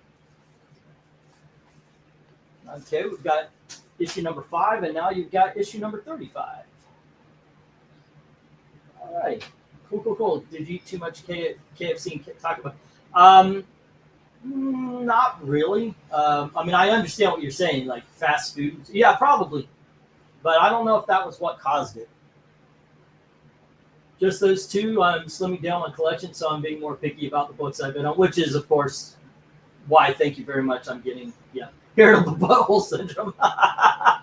Well, it's not that. It's more the stomach. But, yeah, the problem with IBS is it doesn't tell you have to go to the bathroom until you're about 8 miles away from a bathroom, and you need to find one immediately. But it is an embarrassing thing because but in all honesty, Gail never had a problem because I would tell her she would be going. We'd walk around the mall and she'd be going into a store. This is like when we're new and dating, and I'd be like, I gotta go, and she's like, where are you going? I said, I gotta go to the bathroom. And like every so often, I gotta go to the bathroom. She never made a mention of it. She never said anything bad about it. It just is what it is. Always was what it was. Gail, it's fucking perfect for me. How many maladies do you have? I guess I might be diabetic. I had irritable bowel syndrome, but in all honesty, and what's that? Where your esophagus is being eaten away with the acid. But I took care of both of them actually. I take a spoonful of apple cider vinegar a day, and I haven't had trouble with them either. Let's see. Those are my, and I forget things now, but I don't think that's a malady. Those are the only two things that are really wrong with me where you could say it's an illness. Because otherwise, like I tore my knee, I tore my elbow, I broke my clavicle. There's those things, but those aren't maladies. Yeah. You can avoid diabetes by keeping carb and sugar intake low. Intermittent fasting helps. Which is acid reflux. Thanks, MK. Yeah. But that's actually what I'm doing. And Gail had her blood checked, and she wants to start doing the same diet. So, unfortunately, me and Gail, we both got old, we both got fat together, and she wants to not be that way anymore. So, okay. I've never said anything. I know a few people and relatives with irritable bowel. It isn't fun for them. No, it really is. A spoonful of garlic helps the medicine go up and out. Spoonful of garlic puts me to sleep, and then everything comes out. But I love it. That's something I will never stop. Garlic, I can't give up on. All right. I have forgotten all about these. Okay, let's get the stop. And thank you very much for the sticker, Leon Haley. That's very kind of you. I need to go to the actual chat. Dominic, are you still here? Oh, little smiley face and all that. That's very nice. Thank you, sir. That's very kind. Dominic went silent. I know he's with family and such, so I just appreciate him showing up for the conversation when it's possible here. All right. Oh, hello. Whoa, that actually scared me a little bit. You were quiet, and then you just pop off. It's like, oh my God. Tony Hayes says, I miss Wilford Brimley because he said diabetes right. It's diabetes. Yeah, like I say, I'm a ninja. There you go. Diabetes. Okay, so Austin had issue number 35. Zach has the Sonic Universe, and I think that's all that came from this lot. Everything else is hitting the rejects. Sonic Universe, good choice. All righty. There we go.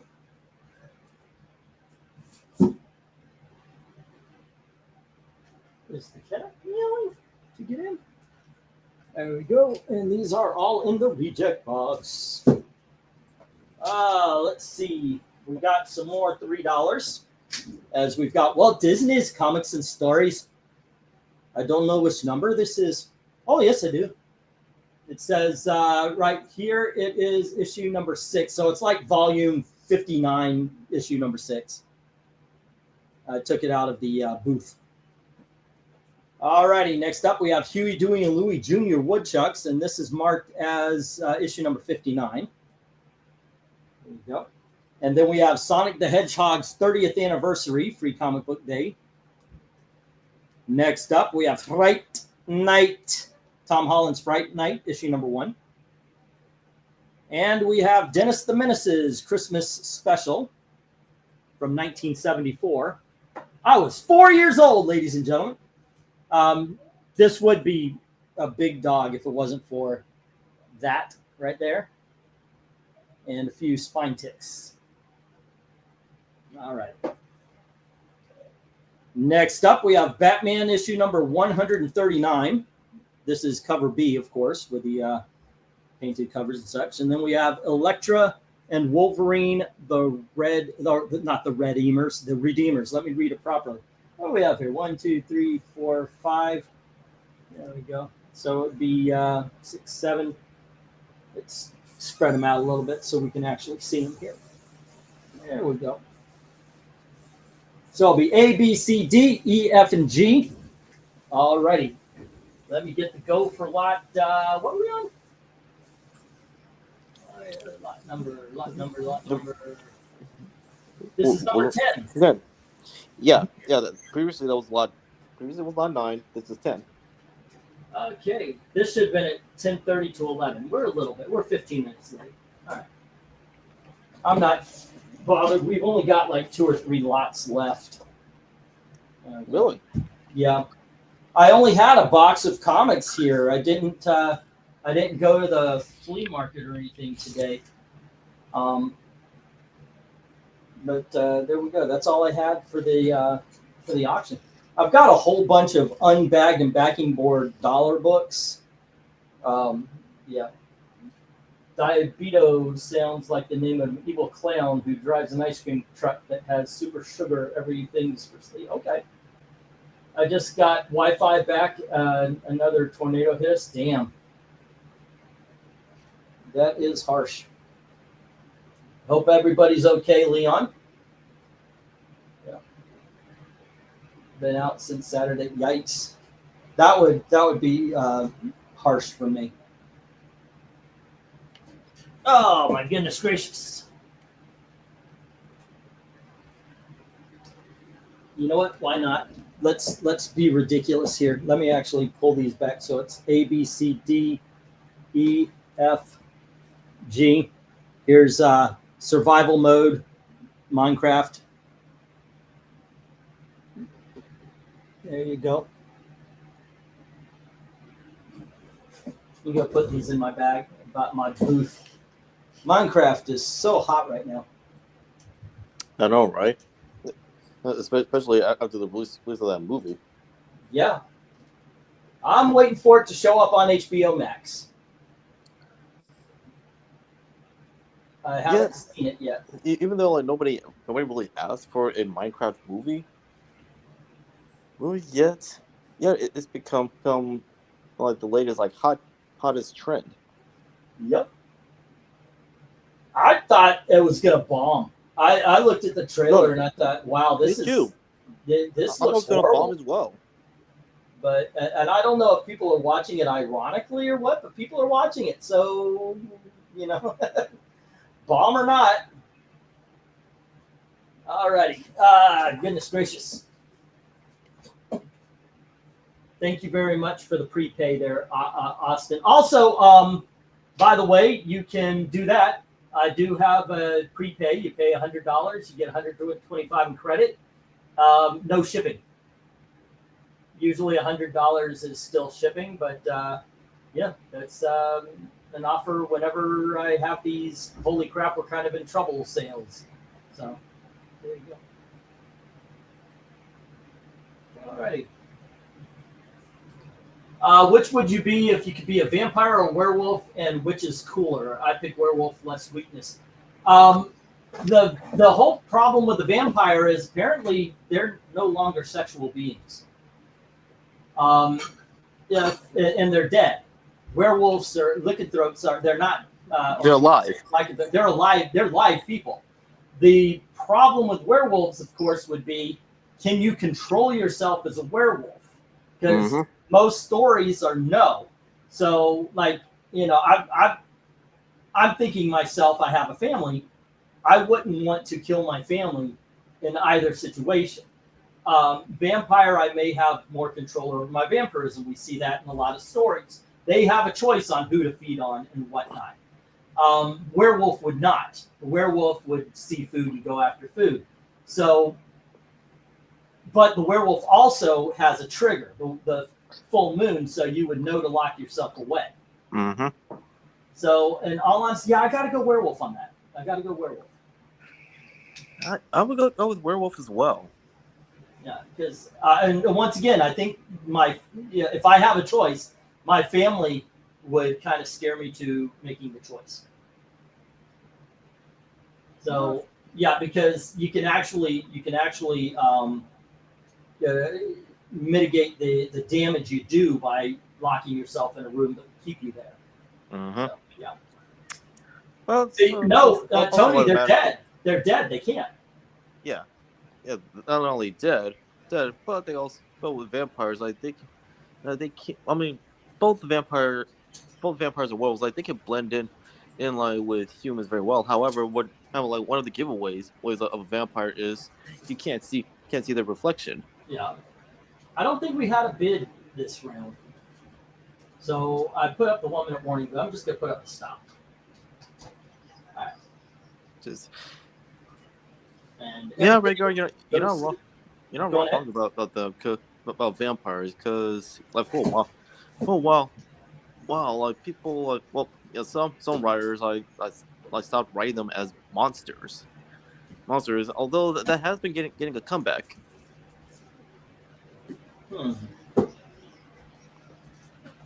Yeah, I know the whole Twilight thing where they're lovers and they can still do things. No, they're dead.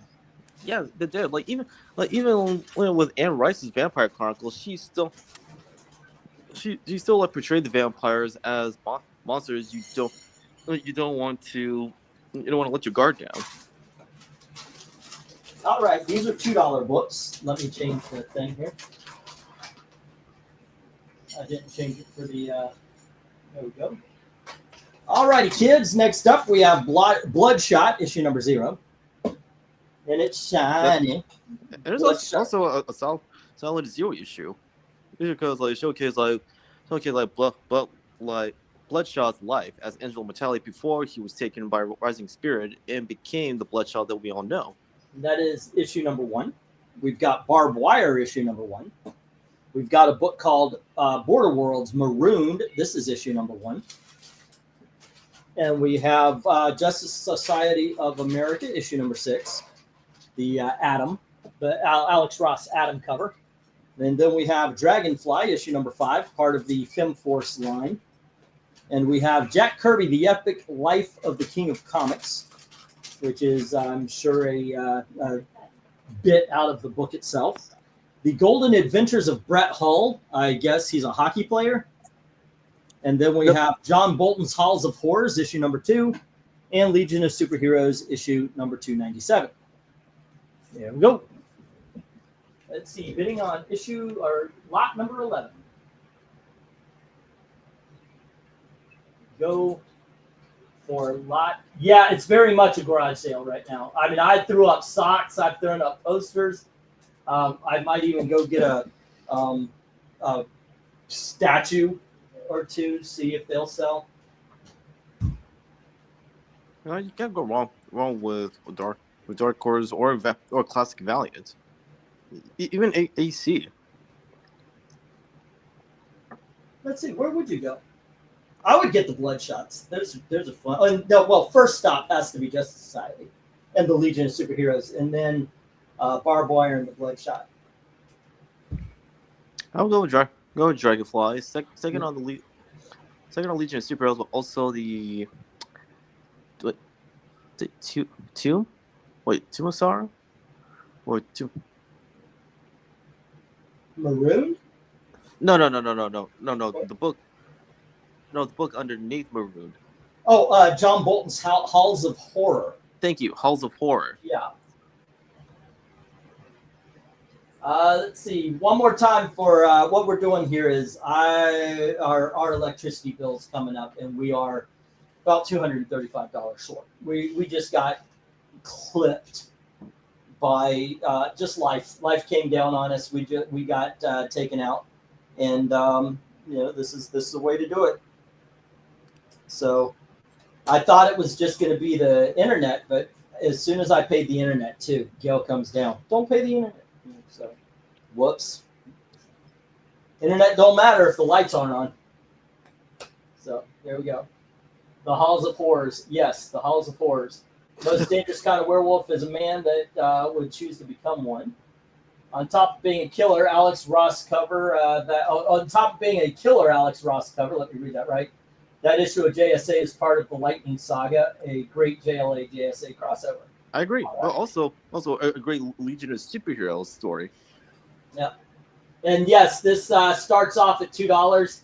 The corner box is saying, "I want my $2," based on Better Off Dead, an incredible movie. Yeah. $2 on the Jack Kirby, says Austin. All right. Well, Zach. Oh, never mind. I thought he plays like $2 on the whole lot. Oh no. Hey, no, He no, was, I read. he was I made saying sure. what it was. Never Yeah. mind. Well, like I said, you can't go wrong with classic Valiant or even like Dark Horse's like Comics' Greatest World. Yeah. Good stuff. Let me get the 1 minute warning here. Is the new recent Wolfman movie? Hell yeah! Yes, it absolutely is. By the way, if you want to join me next week, I'm going to be doing a tier list of the movies that I've seen between January and June. I try to see 50 movies, 100 movies a year. So by the end of June, I try to have 50 movies under the belt. I think I got 55 or 56 right now. There's going to be a couple of more as we go to the movies this week. I still haven't seen Ballerina, and me and Gail might go see, the zombie movie, 28 years later. Yeah. By the way, Yeah, 28 years later. Yeah, we've got those AMC cards that you pay like $20 a month, and then you go see 4 movies a week. That has kept me sane. That really has. It's like $24 now. That $48 a month has kept me sane. It's someplace to get out of the house and go to.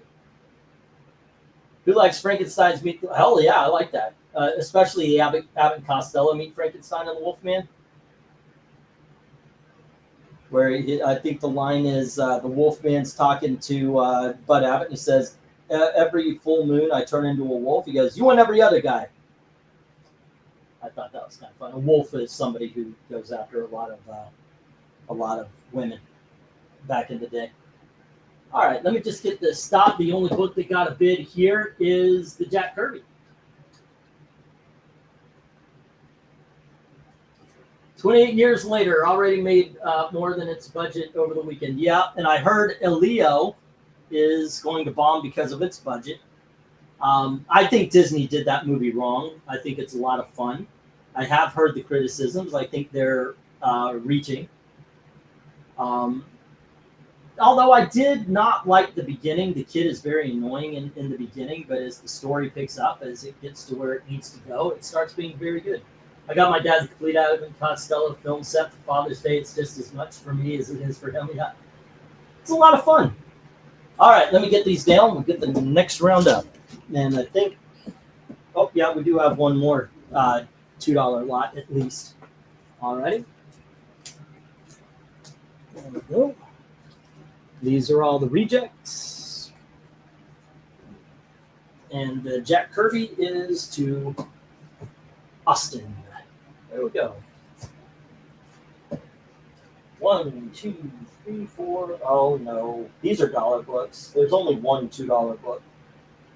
The rest, well, $2 books. It's like 1, 2, 3, 4, 5, 6, 7, 8, 9, 10, 11, 12. I'll put these up first. Alrighty, here we have Green Lantern Corps. This is issues number 1 and 2. Alrighty, I got them up for $3. Let's say $2 right now, and we'll just do $1 a pop on the Green Lantern Corps. Here you go. We have issue number 26. Here is issue number 35. And here is issue number 36, the Green Lantern Corps. This is the Lego. This one is at $2. This is the Lego variant. We have 36 regular. Sounds like a suit. Then we have 39. Well, hold on. We have 37, then 39. And next up, we have 40, which is also a $2 book because it's the Forbidden Planet variant. And then we have issue number 47 and annual number 2. Alrighty. So it's A, D, and H are the $2. Everything else is $1. Alrighty, let me get the go for 12 or 13. Go for lot 12. We're almost done here tonight. There we go. I went to Walmart and I saw they've got a Clint Eastwood box set that has like Unforgiven, but it also has Pale Rider. It's got the trilogy, and it's got Outlaw Josie Wales and Kelly's Heroes. Outlaw Josie Wales is my favorite Clint Eastwood movie, hands down.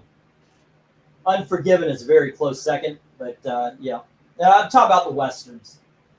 Gran Torino's got to be up there as well. Ooh, great choice. Oh, Gran Torino's awesome. That's why whenever I had a rant, I always started off with "Get off my lawn."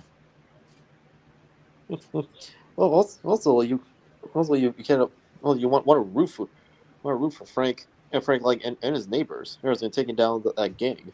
Mm-hmm. Oh yeah. I mean, he knows he's going to die badly, so he just goes out in a way that gets him arrested. Oh yeah. Yeah, no, he went down fighting in a way that people least expected. All right. These are $1 books, with the exception of A. There you go. With the exception of A, D, and H. Those are $2. All right. There we go. Let's see. We might be out of bids here. We'll see. Like I said, we got a couple. I'm watching the time. Boom, boom, boom, boom, boom, boom, boom, boom, boom, boom, boom, boom. Well, MK, what's your next question?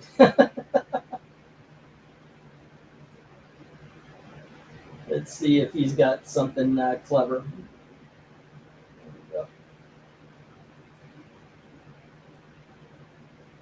Is he can keep the ball rolling. I got to give it to him.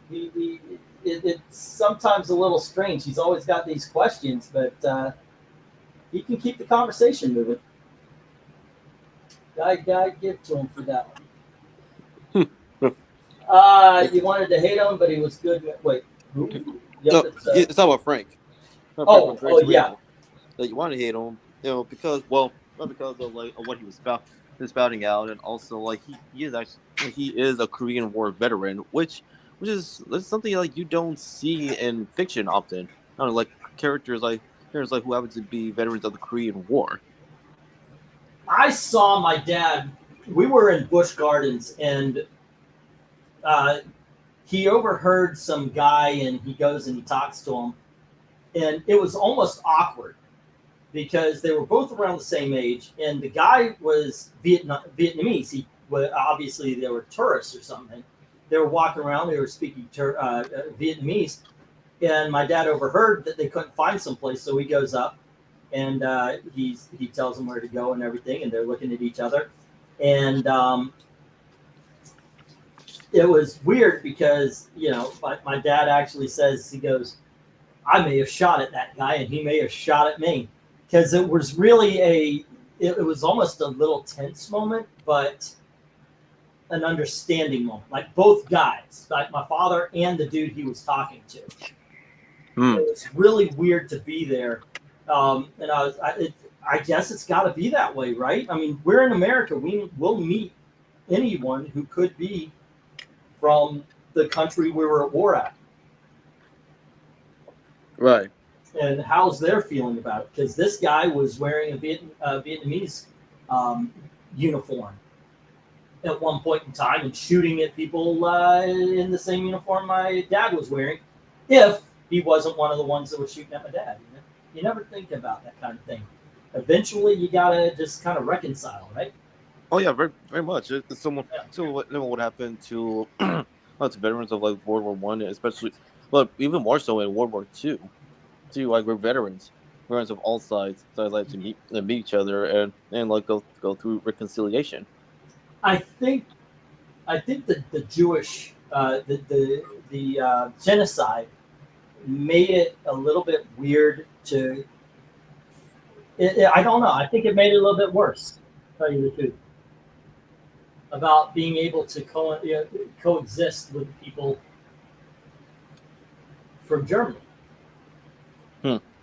Well, if you're at war, you're at war. It's a political thing. Your government said go and do.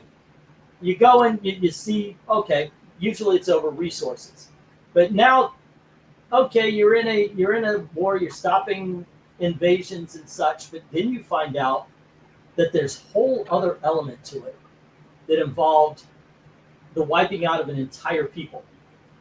Mm-hmm. Wouldn't that just be a different taste? No, very different taste, but also like also like they're wiping out like dissenters, especially like Germans like who actively oppose the Axis powers. Besides, Hitler and the Nazi Party. Yeah. I don't know. Alrighty, let's get the stop here. No love for the Green Lantern. Man, I'm surprised because you can't go wrong with the Green Lantern Corps. Yeah, well, we haven't had bids very much in the last couple of lots, so we may be winding down. You know, that it just happens sometimes. And Rhaegar, to answer your question, are Korean War veterans generally for the silent generation? The answer would be yes. All right. Similar to how like the Korean War is sometimes referred to as the Forgotten War. Yep. Because it kind of every time anybody talks about it bounces from World War II to Vietnam. 1, 2, 3, 4, 5, 6, 7, 8, 9, and 10. Huh. What's going on here?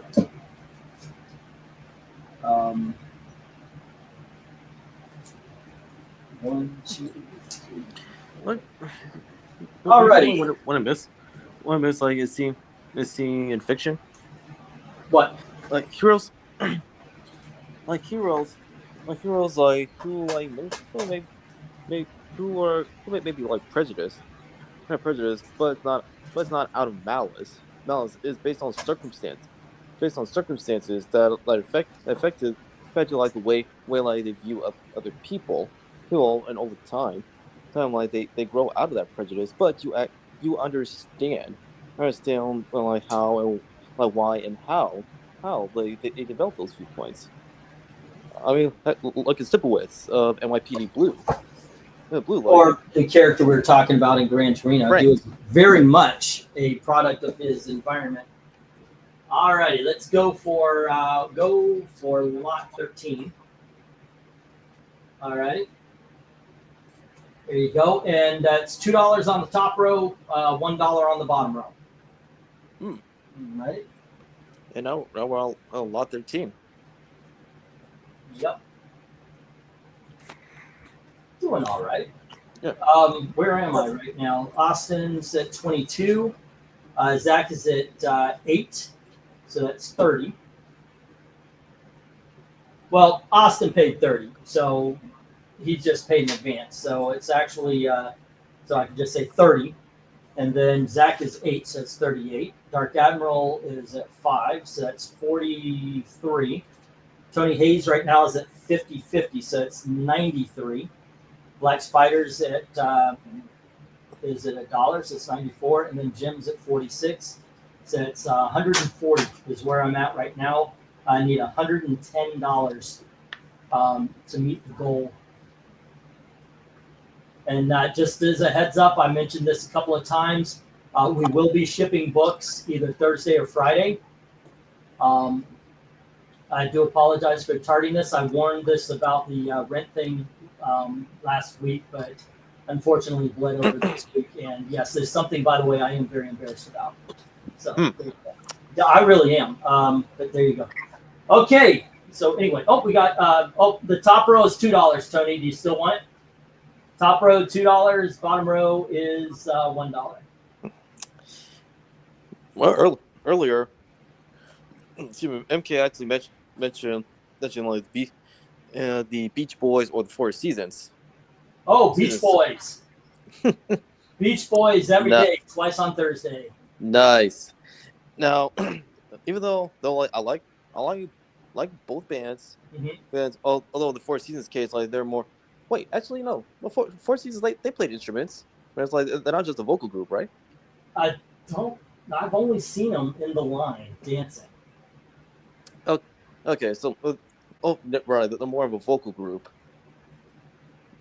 What? I'll double check. But that's that point. Even though I like both both music groups, I had to go with the Beach Boys. Mm-hmm. Was because they were actually they were giving the Beatles like among other bands like a run for their money. Yep. And As such a matter shame. of fact, it was Paul's jealousy over Pet Sounds that created Sgt. Pepper's Lonely Hearts. Yeah, right. He could not believe the songs, the music that was coming out of the Beach Boys with Pet Sounds. Yeah. And even though like with the Beach Boys, like they're like they cover the surf rock side of rock music. It's like they never limited themselves like to just that. Like they've also experimented or played like different musical genres. Let's see. Did you get that Dragonfly issue from that last lot? Oh, I didn't know. Did you grab that, Tony? I'll write it down for you. I'll get it. Dragonfly. I don't know. I don't remember what number it was, but that was actually awesome. You know, it's a crying shame that I didn't get a chance to see the Beach Boys live before Brian Wilson like kicked the bucket. Say again. I said it's a shame I didn't get a chance to see the Beach Boys live before Brian Wilson kicked the bucket. Yeah, well, I don't think he was touring with them anyway, because we saw the Beach Boys at Epcot. They came to Epcot one year, and Tony Hayes has the Lester Girls, everything. Oh, did I put up the stuff? I think I just turned around and started taking stuff down. But they came to Orlando at one point, and I don't think Brian Wilson was with them. And they had young people singing the high parts. I mean, come on. At this point, they're in their 60s. They're not going to be hitting those big, high. You just can't. You can't do that anymore. But they were still fun. It was a good show. The music's great. It was good. That is a band I never, when I was younger, when I was, in my rock and roll years, I never gave Beach Boys credit. Because they're surf rock? Yeah, that's all I knew from them. As I grew older, of course. You realized that they're more than that. Yep. So it was like, okay, yeah, these guys are legit. And it kind of surprised me. Yeah. When you say like that the members are in their 60s and they can't like hit the high notes as they used to. Yeah, look at Ringo and Paul McCartney.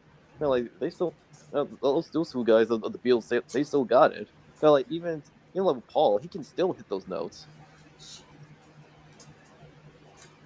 Okay. Alrighty, gang. We've got Thunder Agents issue number 4. This is a $1 lot. All is $1. Legion Lost issue number 1. We have Legion Lost issue number 2. This is Fabian Misha. Yes. Then we have Legion issue number 15. And here is Legion of Superheroes issue number 17. Wait a second. 1, 2, 3. We have issue number 42. And we have annual number 3. There you go. So it's A, B, C, D, E, F, and G, all are $1. Let me get the go for lot 14, last lot of the night. Legion Lost was one of the better titles like out of the New 52. Too, because essentially what makes like the Legion superhero titles like stand out was with the Legion titles they were continuing where they left off. Like before New 52 and Flashpoint with Legion Lost. Well, it's like they do give off the appearance and personalities like of pre New 52. Yet there was a change in Timberwolf's origins where he's an agent to an organization called Echo, which is some type of some secret law enforcement organization. All right, they did that with them, huh? Yeah, and the reason it's called Legion Lost is because they were stuck in the present, or in this case the past, in order to capture a criminal before he releases an alien virus. Oh, okay. I forgot all about that. So I'm sorry, but Eric mentioned this, and I do agree with him. Is when you read so many comics, You can tell how you felt when you read them more than you can remember the stuff that you read.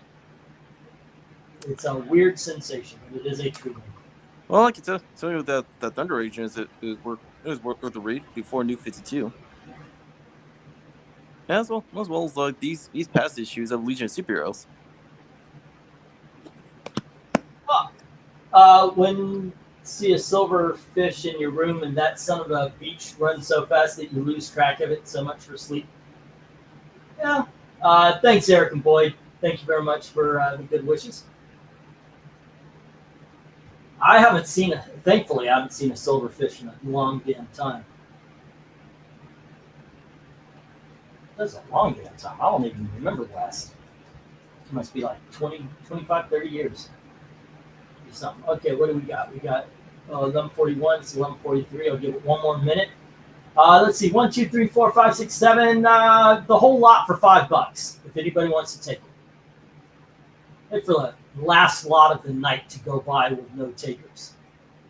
Let's say all five books, $5, right? No, 7 books, $5. Why not? See if there's any takers here. I'm going to put the last minute warning too, or the 1 minute warning. All right, and the offer stands for the next 1 minute. All right, here we go.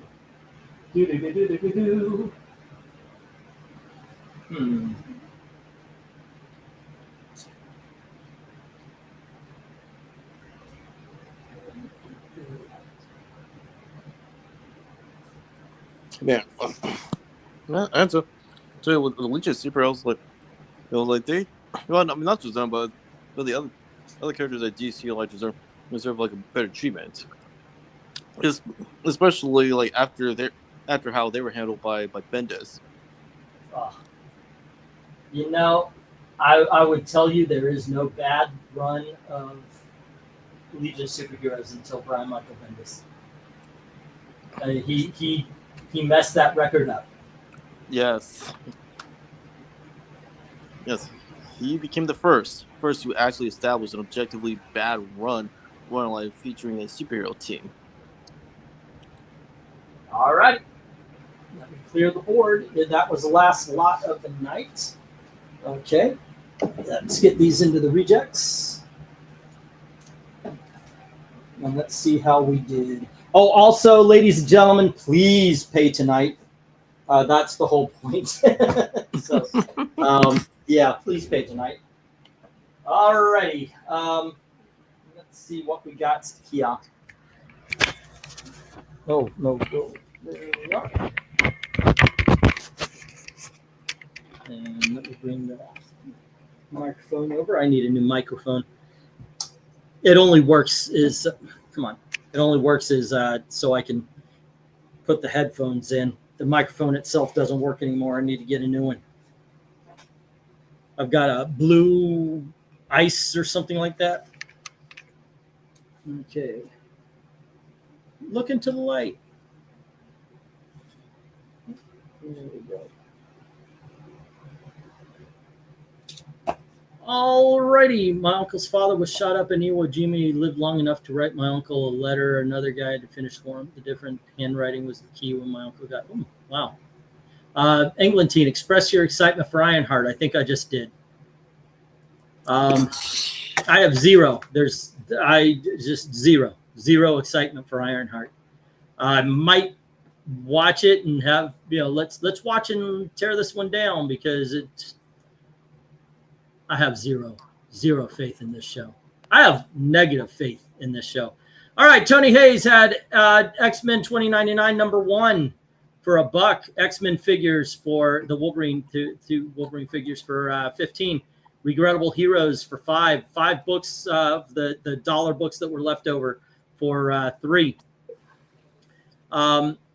Man of Rust for $1. Swamp Thing 113 and 118 for $1 each. The X-Men trade paperback for 10.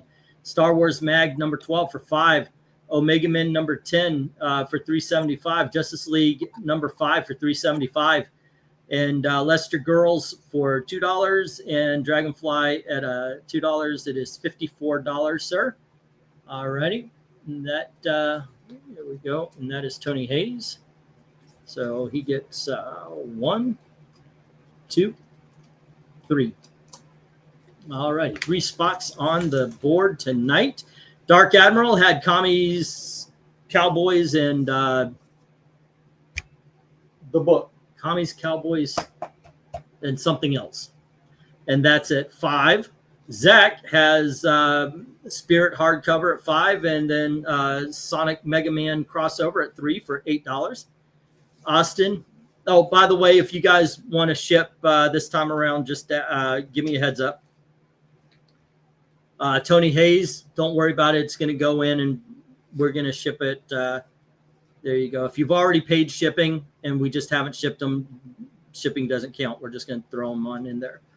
Tomb Raider number 5 and 35 for Austin at $3 each, and then Free Comic Book Day Jack Kirby at $2. Of course, you prepaid already, so right now you're at 22, and that reminds me to make a page for you. Alrighty, and I'll put it here for next week. Austin has 22 in credit, and maybe actually an extra $5. Maybe you'll get that back. You'll get what you spent this time around back. Alrighty. Oh, on I saw a movie last night on Amazon. It was called oh goodness gracious, what was it called? It was about I don't remember. Don't listen to me. What the hell am I talking about?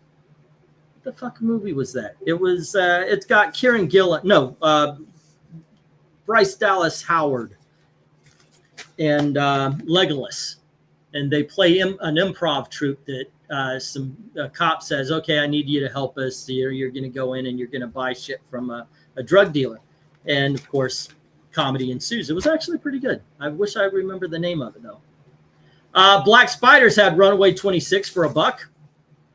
All righty. And Jim had Superman number 5, Resurrection Man number 6 and 7, and Alice Ever After and Solution number 1, all for $1 each. Cerebus 104 for $2, JLA 117, or well, it's actually 115. I got the number wrong. It's 115 for $1. Then Jughead 185 for $5, or just number 97 of Life with Archie for $5. Shazam, the big book, for $15, and then Superman Forever for $8, and that is a subtotal of $46 for Jim. Alrighty, there we go, and that was that. That which leaves 46, 68, 76, 81, 85, 100, and I guess 35, 136. So we are still about $99 short there. Let's see, if you I'd like to hear a good podcast with post 9/11 vets talking. I just stumbled on one called Unsubscribe. Very good group of dudes. Cool. Alrighty.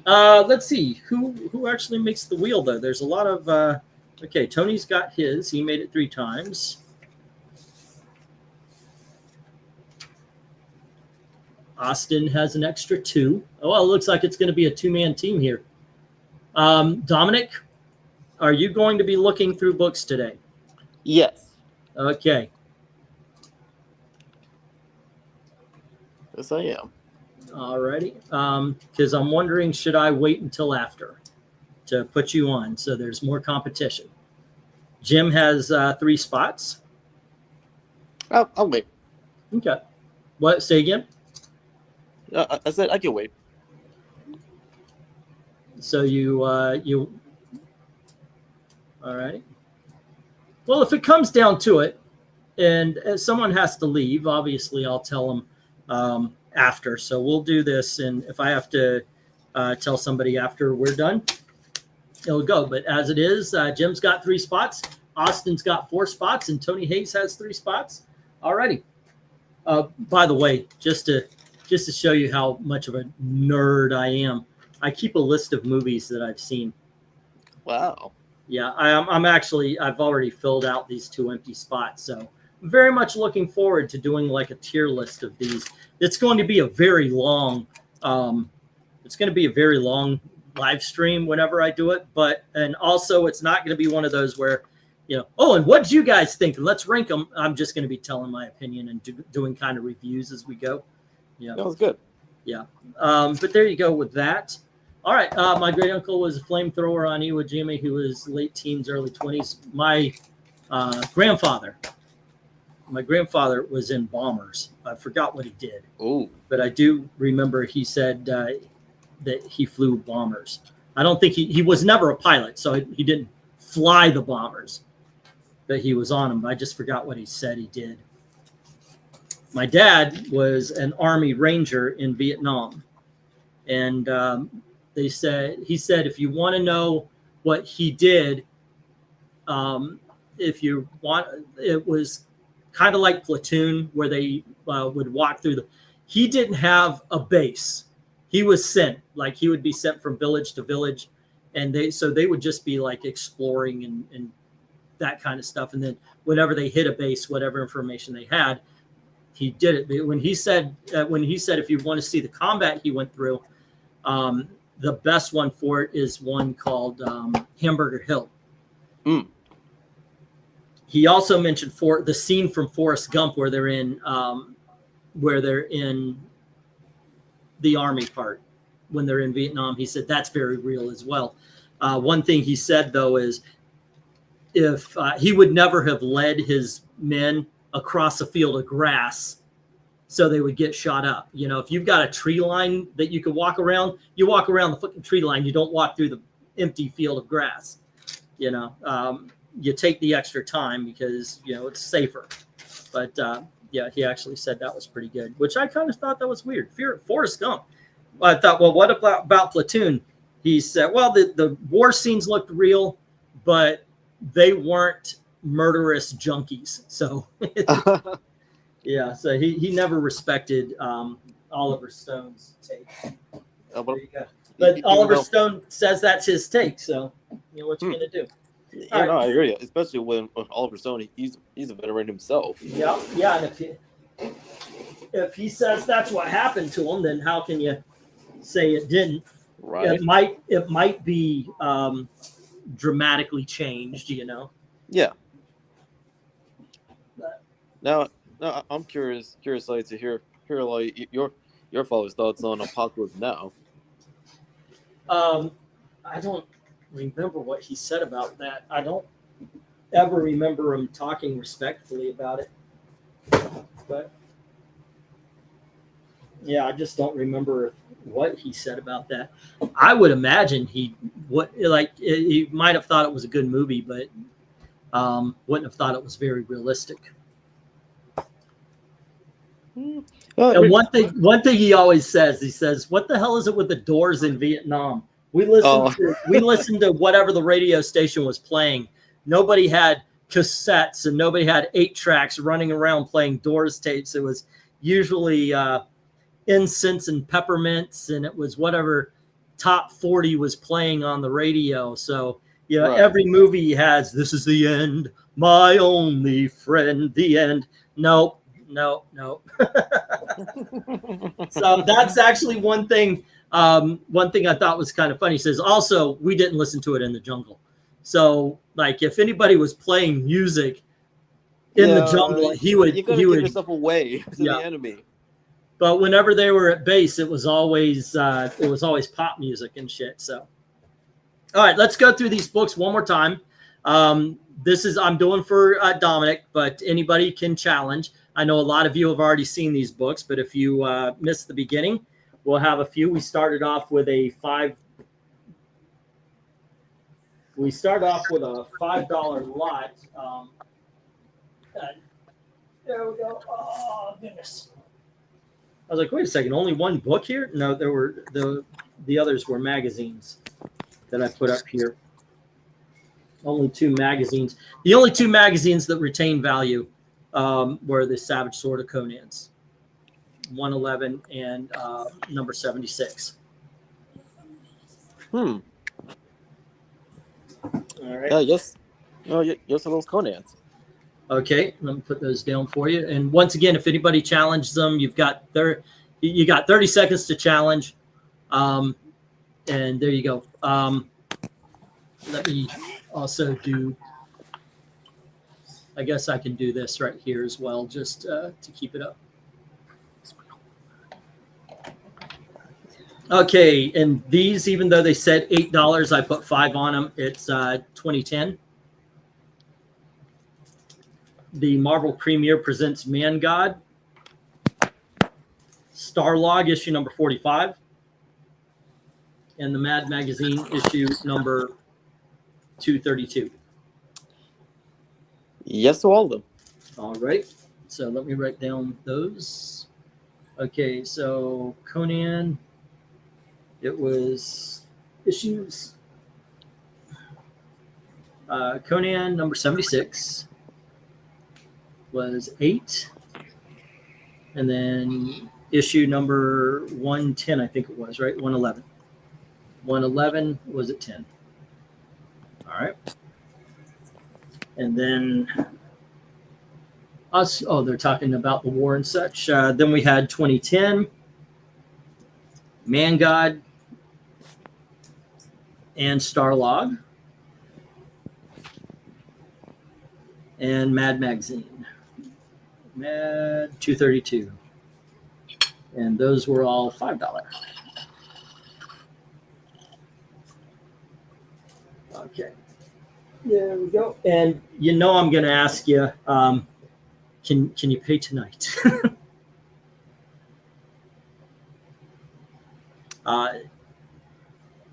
Ooh, yes.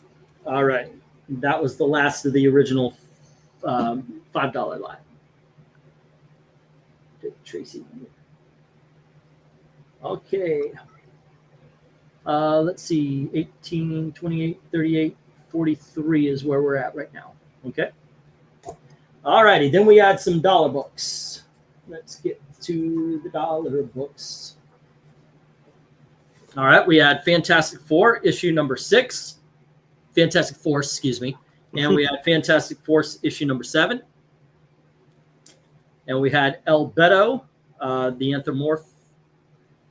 I have no idea what that is, issue number 9. Had Cerebus, issue number 37. And Cerebus, issue number 58. And then we had Supreme number 5. Judgment Day. I don't know what issue this is, but the Image Judgment Day, the free comic book Duel Masters, issue number 1. And finally, the Books of Magic, issue number 6. Yes to all of them. Okay, I'm just going to put this as $1 lot. 1, 2, 3, 4, 5, 6, 7, 8, 9. All righty. 9 $1 books. Okay, and just mark it Fant Force. Books. Magic. Okay, and that's 9. And that is 52, sir. All right. Albedo is where Usagi Jimbo got it started. Not in that issue, I'm pretty sure. But there you go. Okay, so next, what he's saying, like the series is yeah. where Usagi like made his first appearance. Yeah. All righty, and then we add some $3 books. And we had Free Comic Book Day Tomb Raider. Now, this is a thinner book, by the way. The Origin of Lara Croft, and then we had Tomb Raider issue number 2, Tomb Raider issue number 9, issue number 25, issue number 11. They got a little mixed up there. Issue number 24, issue number 19, issue number 16, issue number 25. Whoa. And then other $3 books were Donald Duck Adventures. That's issue number 10. And we had Walt Disney's Donald Duck, issue 277. And then Flash Gordon. I don't know the number because it's Whitman. Yes. Yes to all of them. Okay. Let's see. 1, 2, 3, 4, 5, 6, 7, 8, 9. And that'd be 27. Tomb Raider, Lot 1, 27. Okay, and then it would be Flash Gordon. E, is it okay if I pay ahead a bit? Yes, please, by all means. If I pay ahead, whatever. I do have deals, like I said, if you pay 100, you get 125. But you can pay ahead, whatever. I'll make you a page and give you the credit for it. So there you go. And you'll also get the spots on the wheel. All right, Flash Gordon for 3. And then it was Walt Disney's Donald Duck, issue 10 and 277. I'm just going to put Don Duck, even though they're different titles, if that's okay with you. 10 and 277. And that is 6. And that would be 52, and 27 is 79. Alrighty, and then Flash Gordon with 3, that is 82. And then with 6, we have 88. Alrighty. And then we have some $5 books. Here we go. We had Walt Disney's Donald Duck. These are the double-sized issues. This is issue number 19. And we had issue number 279 of Donald Duck. And then Star Wars Clone Wars. This is somebody named Mordecai Charm Forum Delgado. This is issue number 1 of Star Wars Clone Wars Battle Tales. She-Hulk number 4, not number 1. That would definitely not be $5. Adventures in the DC Universe, number 1. And a book called Star Blazers, number 1, which it seemed like you were a little bit familiar with. Oh, he went silent for a little bit. All right. All right, I'm back. Oh, hey. You want to look at those again? I don't know if you were doing work or whatever. Oh no, I remember what you showed. It's all of them. Okay. Let me check out Dark Admiral real quick. He's making a request to make sure that the money's got in. Okay, and let's see. I'm not going to dox anybody. Well,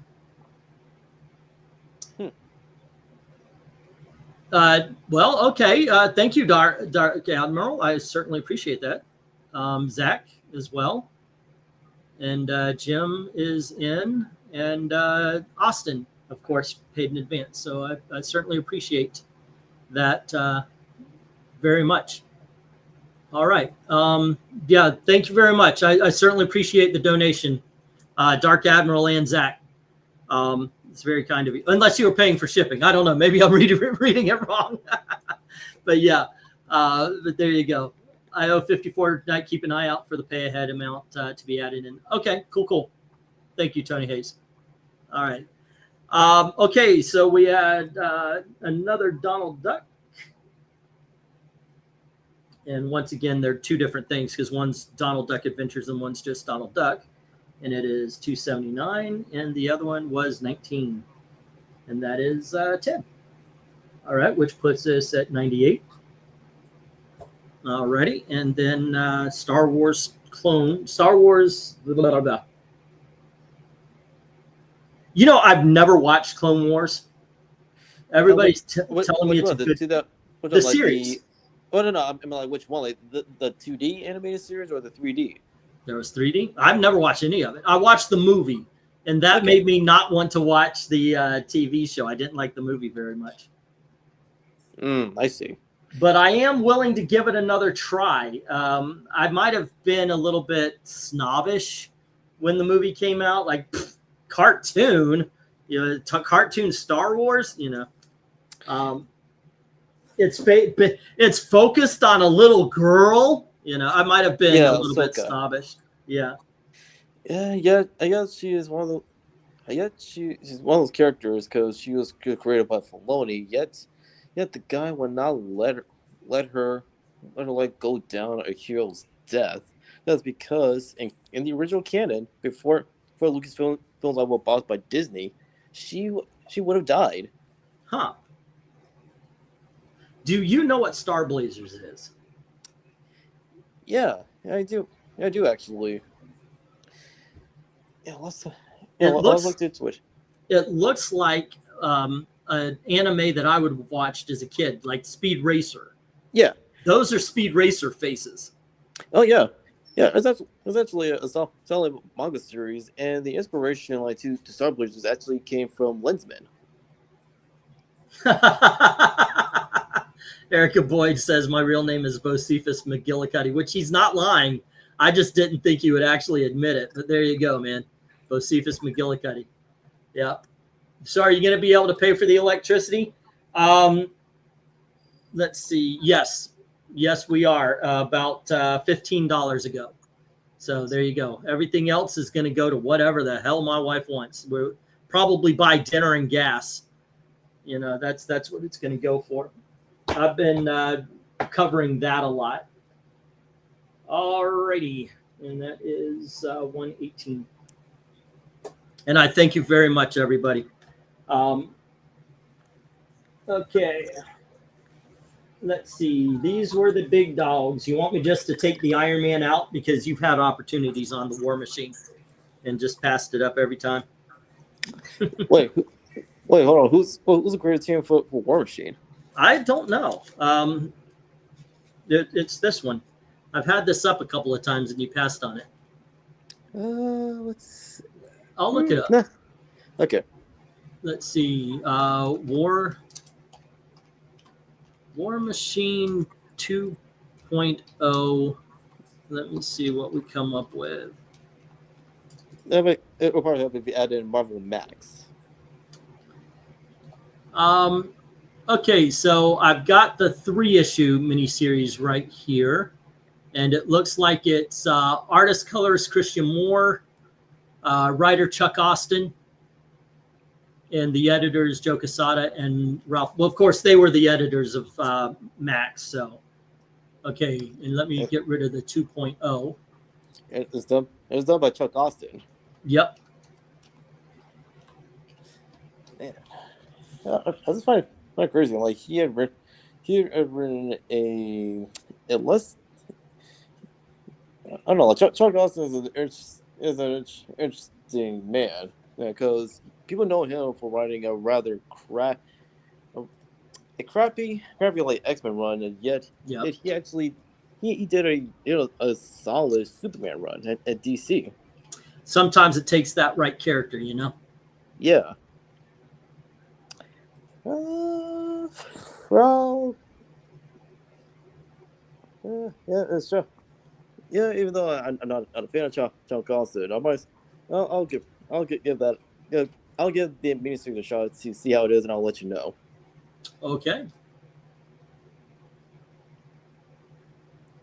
War Machine 26.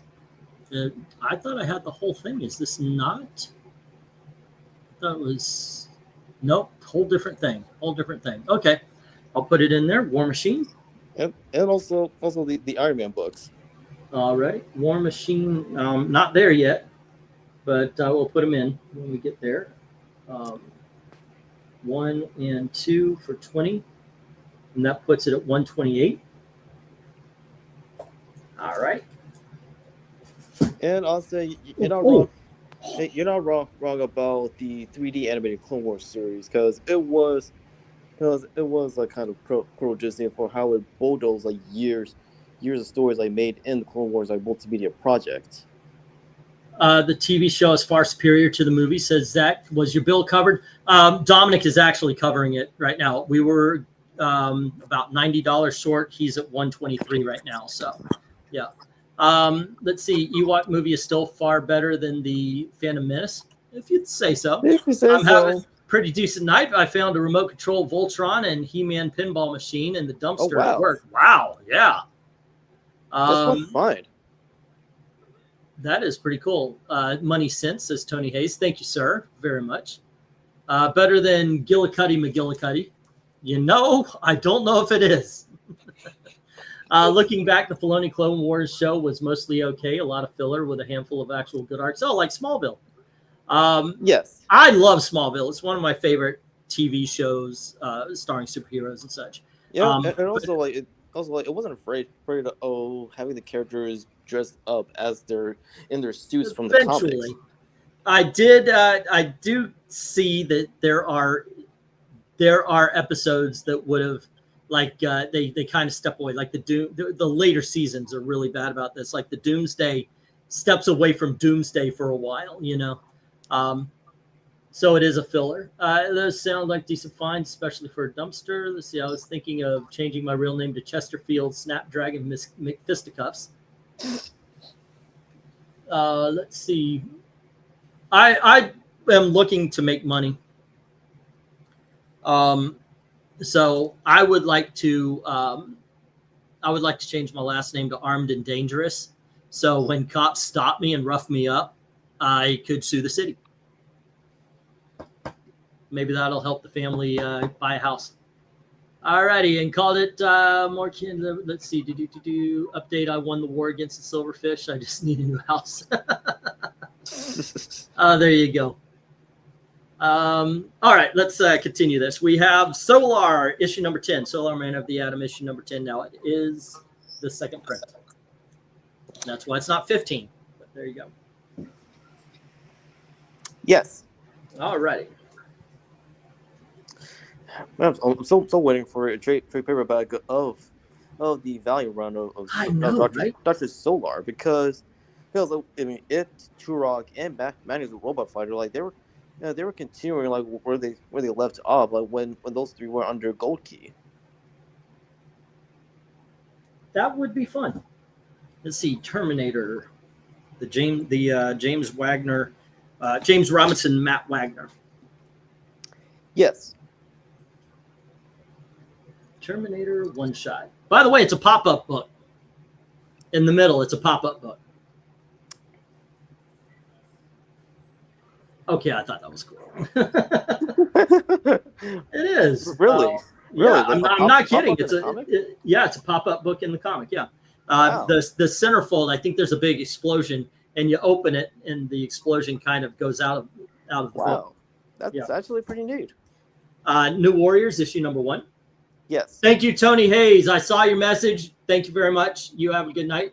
England team changed its name to YouTube channel to I Need Money. Yeah, right. You said yes? Yes. All righty. You already have Speeding Bullets. Unless you want another one. No. I already have Speeding Bullets, so that I'm okay. Thank you. All righty. And New Warriors was the last one. New Warriors. Like I said, I think I'm getting too many close together because when you first see it, oh wow, okay, I love that, and then you see another one, it's like all right, and then another one. Yeah, everybody who wanted one got one, so yeah, I got to give that book a break for a little bit. Right. It's like you. Oh, go ahead. Sorry. No, I was responding to like Austin's comment about Grievous. Yeah, Filoni really nerfed him, whereas in the original like Clone Wars animated series, like he was established as a beast and should not be taken so lightly. How do you feel about Reggie's wise guy jokes? I say I'll take it. Alrighty. Reggie's jokes. And that was it. I recently did a rewatch marathon of Archie's Weird Mysteries from the 90s, and it still holds up. Huh. You know, I started just the other night. I put on the first couple of episodes of Speed Racer from the 1970s. Wow, that animation was so stilted and barren. But yeah, the Richie Rich and Cadbury number 1. Yes. All right. I still had fun, just kind of the nostalgia. I got to admit, though, it was a little too simple to keep my interest. I can't binge watch it. Just sometimes have those shows that you just watch until it's over. I've got to watch this in bits and pieces, I think. I hear you. At least the nostalgia was there that I had fun with it. You know what holds up? Scooby fucking Doo, though. The 1970s show, me and Gail put that on, and we binge watched that shit. I was like, I can't believe this is this good. Yeah, okay.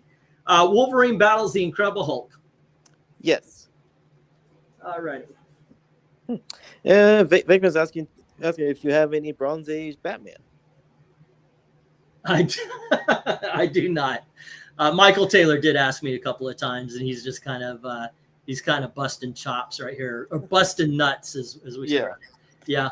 Now, But actually, do you know what's the next line of like omnibuses are from DC? I do Bron- not. Bronze Age Batman, Superman, Supergirl, and Wonder Woman, all leading up to Crisis on Infinite Earth.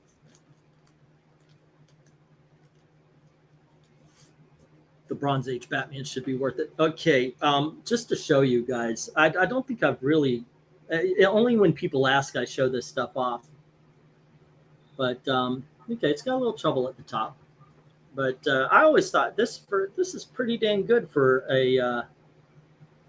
an early. I think this is 1960. Yes. I am still amazed when I get a book like this. You know,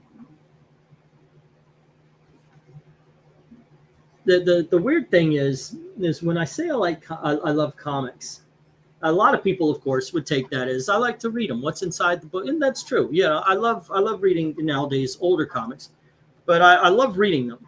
But I love the history, and when I see a book like this, it's a 1960. Think about that. I'm 55, so that means this is 65 years old. This is Eric's age, right here. Okay, for all the jokes you guys. And this is in better shape than Eric. So, yeah. All righty. Do you want Jughead's fantasy? Yes. Okay. But I'm just amazed to get a book this old in that great condition. All right. Right now we're sitting at 187, sir. All right. All right. And then we have the Tony Daniel variant cover for issue number 34 of Tomb Raider. Yes. And the Adam Hughes variant for issue number 18. Yes. Okay. So, have you ever rewatched the Three Amigos? Oh, it's yeah, so many times. I have literally done back-to-back rewatches of Three Amigos. I recently rewatched the movie and it still holds up. Oh, it's very funny. Yes. Yeah, it is. It is really like a touching homage to Western movies of yesteryear, because when it was made in 1986, it is essentially a precursor to Galaxy Quest. The Captain and the Kids with the Captain Jammer Kids. All right. Oh, wouldn't you say so? Oh, absolutely. But yeah. It's almost like a love letter, and what the fuck? Holy shit! I'm waiting for William Shatner to come through the door, because I've just had 3 spiders walk out of my bathroom, and they're about yay big each. Oh dang. Yeah, I need to call Jeff Daniels to come and clear my house. Yeah. Oh man, I remember arachnophobia, man. Actually, it would be John Goodman that would come and rescue me, but okay. John Goodman was fucking awesome in that. I agree. It remains like one of my favorite horror movies. Yeah. Okay. But you're saying like how Three Amigos and Galaxy Quest were love letters to westerns and sci-fis. Well, yeah, obviously, Galaxy Quest is specifically Star Trek. They're making fun of and kind of homaging, and I think it's a love letter to Star Trek as well. Three Amigos was a take on the silent era westerns. Mm-hmm. So I think it parodied as well as homaged. It was very much these, especially there's a couple of scenes where like when Martin Short's character has to do the gun duel, he goes, I do my own stunts. And that was something that did happen. People were hired based on what they could do. Mm-hmm. It's something. Baby Teeth by Donny Cates. Yes. And all right. That is a nice detail, because you can tell that the creative team behind the Three Amigos, they did the research, because besides being an affectionate parody, they play the tropes and archetypes of the silent era of Western movies straight. Yep. And it had some great physical I'll tell you, one of my Chevy Chase may be an asshole to everybody he's ever made a movie with, but goddamn it, when he's funny, he's funny. And Oh no, I agree.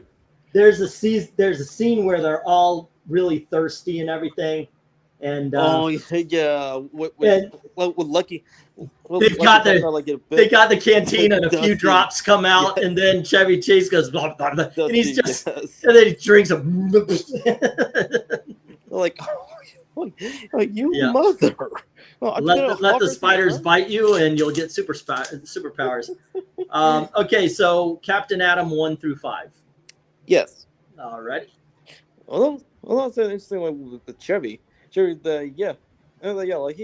Like he did become an a-hole. You know, then like as time went on, karma came to bite him in the butt, and he actually softened up and is no longer the a-hole that he was.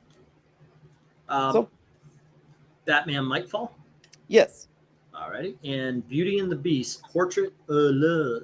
Yes. By Wendy Pini. That's some ElfQuest magic right there. Yeah, we'll just go show that time changes people. Yeah. Yeah, and he even admitted, in interviews that he let the fame get to his head, which caused him to burn so many bridges. And that might. So you are at 234 right now, sir. All right. All right. Next thing you know, Venkman will tell you that you can blast yourself with gamma rays and survive it to get some strength. Well, I'll trust him. RDV is a good friend. He won't steer me wrong. All right. I'm going to separate these from the other $3. We're on $3 again here. All righty. And we have lot 2 of the Tomb Raider. Yes. Okay, just for record, 36, 37, 38, and 39. All right. Yes. Okay, so it is 1, 2, 3, 4, and I'll put Tomb Raider lot 2. Tomb Raider lot 2, 4 books. And that would be 12, and that would be 246. All right, let's see. 1, 2, 3, 4, 5, 6, 7, 8. Huh. And then the other $3 books was the $6 Million Man, number 1. We have 2000 AD. Monthly, issue number 6. The Brigade 0, 1, and 2. Walt Disney Comics and Stories. I don't know the number right. Oh, yeah, I do. I've got it written on the back. Issue number 6. It's like volume 45, issue 6, by the way. Okay. Yeah. And then Huey, Dewey, and Louie, issue number 59. That's the Junior Woodchucks. Sonic the Hedgehog 30th anniversary. Free comic book day issue. Fright Night by Tom Holland. That's issue number 1. Nice. All righty. And then we have Dennis the Menace Christmas special from 1974. Once again, have to show off the little clip there, and it does have spine ticks. Batman number 134, I believe. 39. And then Elektra and Wolverine, the Redeemer, issue 2. Yes to all of them. Yes to all of them. Alrighty. I'm going to put $3 lot. Just a $3 lot. I'll put Gold Elektra.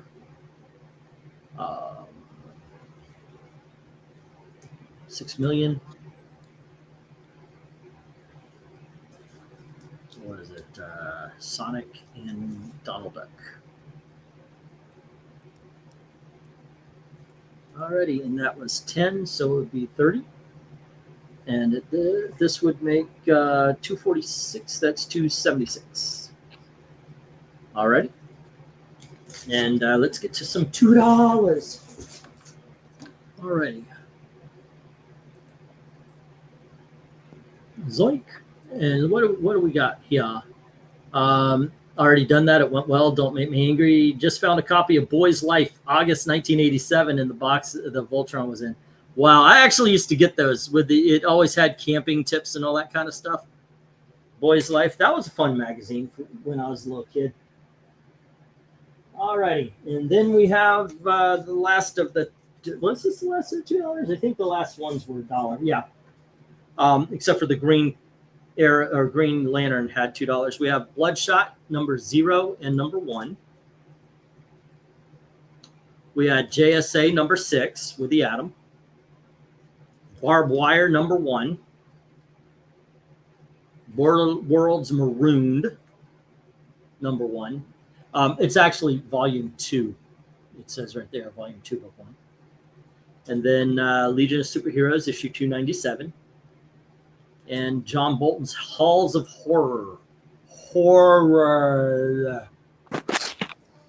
Issue number 2. And The Golden Adventures of Brett Hull. McDonald's giveaway, I guess. In America? What do you say? Yes, all of them. All right. $2 lot. Brett Hull. Border World. Bloodshot.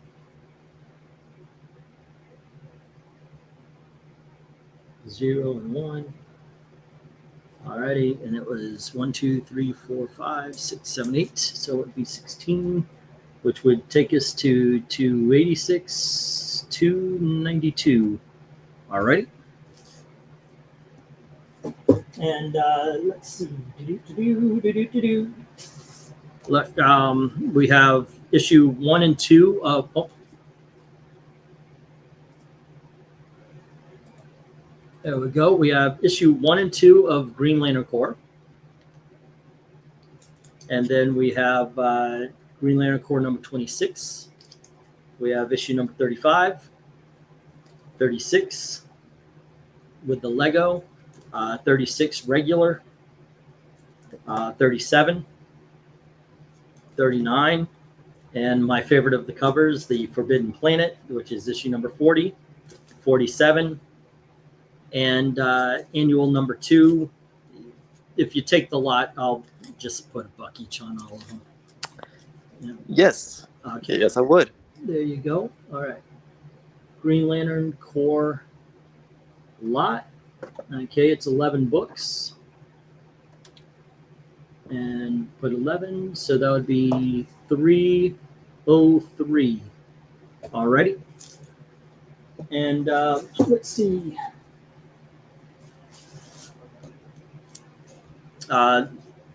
Night Glider number 1. Iron Man number 258. Oh, you said yes to the Iron Man. All yes. Right. Yeah. Okay. So let me just go through these real quick. What about the Night Glider number 1? Yes. Okay.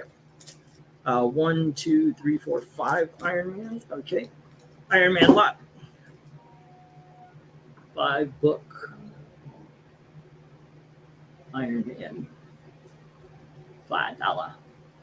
And that is 308. Okay. And let's see. Night Glider. 1. Okay, and that's 310. And then we have the Legion of Superheroes. We had, first Thunder Agents number 4. Holy crap, I just found soft cover copy Song of the South with Uncle Remus, the kids, the Brer Rabbit on the cover from 1986. Nice. Nice. That's awesome. Yeah. I had a comic book a while back with it. I sold to somebody. Let's see. Legion Lost number 1. Legion Lost number 2. Legion of Superheroes from the Adult Legion, issue number 15. Adult Legion, issue number 17. And Adult Legion, issue number 42. And then Baxter Legion Annual number 3. Yes to all of them. Okay. Let's see. Thunder Agents 4. 1. And then 1, 2, 3, 4, 5, 6 on the Legion lot. All righty. That is that. And the socks. I'm just kidding. Alrighty, Legion lot, and that was, and that would be 311, 316, sir. All right, I'll send the phone to you tonight. Oh, cool. And I will get Gail. I told her we get paid, you pay it, because don't wait until 8 in the morning. They turn it off. So, yeah, I'm gonna be as soon as you pay, I'm gonna wake her up and get the electric paid. Because if she waits until she wakes up, we're going to wake up without electricity. That's just the way it is. And as hot as it is right now, I don't want to do that. Although it's 70 degrees, I'm putting a freaking fan in the window. It's saying it's 70 degrees now. Hell yeah. Use that as air conditioning. All righty. I had a bootleg VHS of song, but I don't know what happened. I got a bootleg on DVD. I know I think if you go, what is that, Daily Motion? I think you can find Daily Motion. Yeah. You can find it there as well. So there you go. Guys, thank you very much. Dom, thank you very much. You're welcome. This is going to help out a lot because we'll be able to pay the bill, plus we'll be able to continue our week. Have dinner. Indeed. Yeah. When you look at, you actually think, okay, what am I going to buy this week? Food or bills? It's like, what that really means is, do I have enough money to put some vegetables in the ramen noodles, or is it just going to be straight up packets? Yeah. We're never actually that bad because Gail does get a discount at Walmart, and we'll pick. I don't know if you guys have seen them, but those rolls of hamburger that are like $1 or $2 less than the real stuff. She found for $3. She found a pork and burger mix, so it's like, okay, well, when we get that. So when she buys the regular stuff, I kid her around. Oh, we're fancy eating now. We got real hamburger. Yeah. You know what? The weird thing is, Ethereal Dragon say you just get the noodles sometimes, and I don't mind that as a snack or something. But in all honesty, I'm a hamburger helper guy. I don't care. I mean, I've been to some of the fanciest restaurants in Florida, but you can make hamburger helper, and I'm happy. You know, the only thing I say is if Gail's cooking it, I always have to point out don't cook the noodles in water. And this is I'll give you this advice: don't cook the noodles in water. Don't cook your rice in water if you're having beef with it or anything like that. Cook it in beef broth. Mm-hmm. It flavors it better. Yep. You know, and you put a little bit more milk into the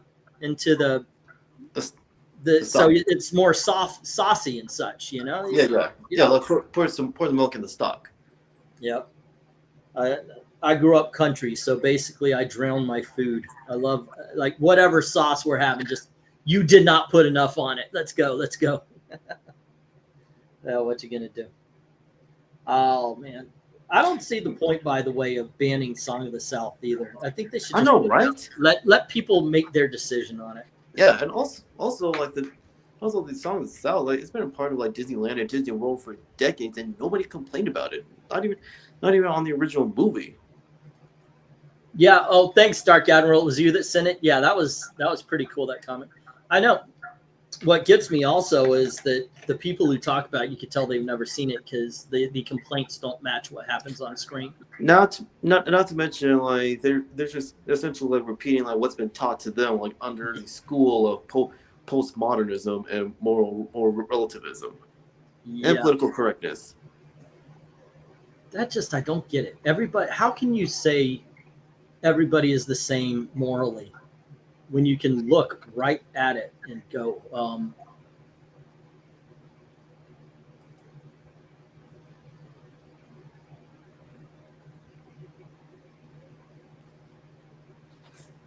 Okay. Yeah, when you, I mean, how can you see the Muslims throwing gay people off the building and think they're morally same as Western civilization? I just don't get that. And I know we've got our problems, but we don't have that kind of problem. Mm-hmm.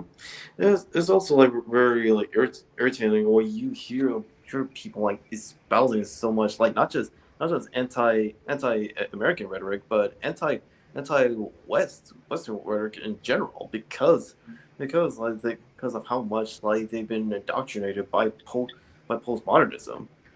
Yeah. And whenever like you do challenge them and actually have them like stay like in those countries and like for like 6 months to even a year and come back and see like if they still believe in what they've been taught, well, then like they immediately go on the defensive and just try to like get themselves like out of that corner instead of facing the reality that they may be wrong. Yeah, it's amazing. I like Nerdette Newsstand. I haven't talked to her in forever. I kind of miss that. I do miss. I would love for us to pick a day and like in the morning time just have debates and everything because she's on the left, and I think that would be fun. But she started the more relative moralism with us, the Superman thing. I don't buy it. I don't buy it. I think people miss the song. The point of Song of the South says Dark Admiral. Yeah, I think so too. Yeah, people really do miss the point of Song of the South because if they actually watch the movie and also pay attention to the characters as well as the setting, it takes place during the Reconstruction era. Yep, not slavery. Yeah, not during slavery, which is what a lot of people who are against it say. Oh, it's during slavery. These are all slaves and they're happy. They're not slaves. They're happy because they're being reunited. Mm-hmm. You know, which is the point of Reconstruction. And like the more you look into it, the more you realize, man, like this should have lasted longer. Yeah, you know, like it would have actually paved the way like for civil rights sooner rather than later. I'll tell you this about the movie. I thought that the movie was boring except for the animated scenes. Yeah, I do. The animation is amazing. The moral tales are awesome. It's just that everything that surrounds it, in my opinion, is dull as dishwater. I haven't seen it in a while, so maybe if I watch it, I'm going to get a different take on it. But yeah, that's how I feel. Oh yeah, very much. Under the quiz thing, it's not Django Unchained. Yeah. Would I ever? Well, Casual Comics is a little bit bigger than I am, so it Casually Comics. Oh yeah, yeah, it would be more like would she have me on hers? What the fuck is going on? There's nothing on the thing. I guess it's just causing this. I've got a mark on my nose. And then, Dark Admiral Brer Rabbit is a favorite of mine too. I would absolutely love to discuss comics with anybody who likes comics. Oh yeah. So yeah, Casually Comics, like she's good people. Like you can tell that she's not only a genuine comic fan, but also she doesn't come off as a kiss up. Like she has expressed critiques of what's been going on within the comic book industry. Is not a fan of what's been going on. I may be a little too cynical. I've figured, as fun as I like comics and all that, I think I might be a little too cynical. I've grown worse in my old age, I think, but yeah, I would. I think that would be a lot of fun. And if she wanted to come on, she didn't want me to exploit, I wouldn't mention it. It would just be like, okay, here you go. And we start talking, Yeah, actually, in fact, like she, like recently, like she is talking about like an older member of Kara's Rogues Gallery because like she actually made her reappearance, whereas like in the new Supergirl title, but she actually like did a video series like covering like Supergirl's like comic book history, starting with Kara, but she hasn't touched Matrix and Linda Danvers yet. Okay. Yeah, no, That's weird to me because Linda Danvers is so much a part of Supergirl, in my opinion. Well, yeah, but keep in mind this was before like Carol like truly came back like through Superman, Batman, and like if DC like just left like Peter David alone and let him do his like Supergirl's like comic book series, we would have gotten Kara's return sooner. Excuse me, just a second. Calculator. Alrighty. 316 divided by 15 equals. Alrighty.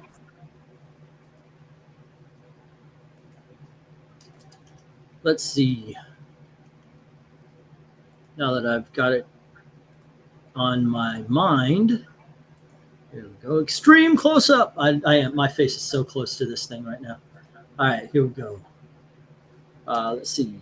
1, 2, 3, 4, 5, 6, 7, 8, 9, 10, 11, 12, 13, 14, 15, 16, 17, 18, 19, 20, 21.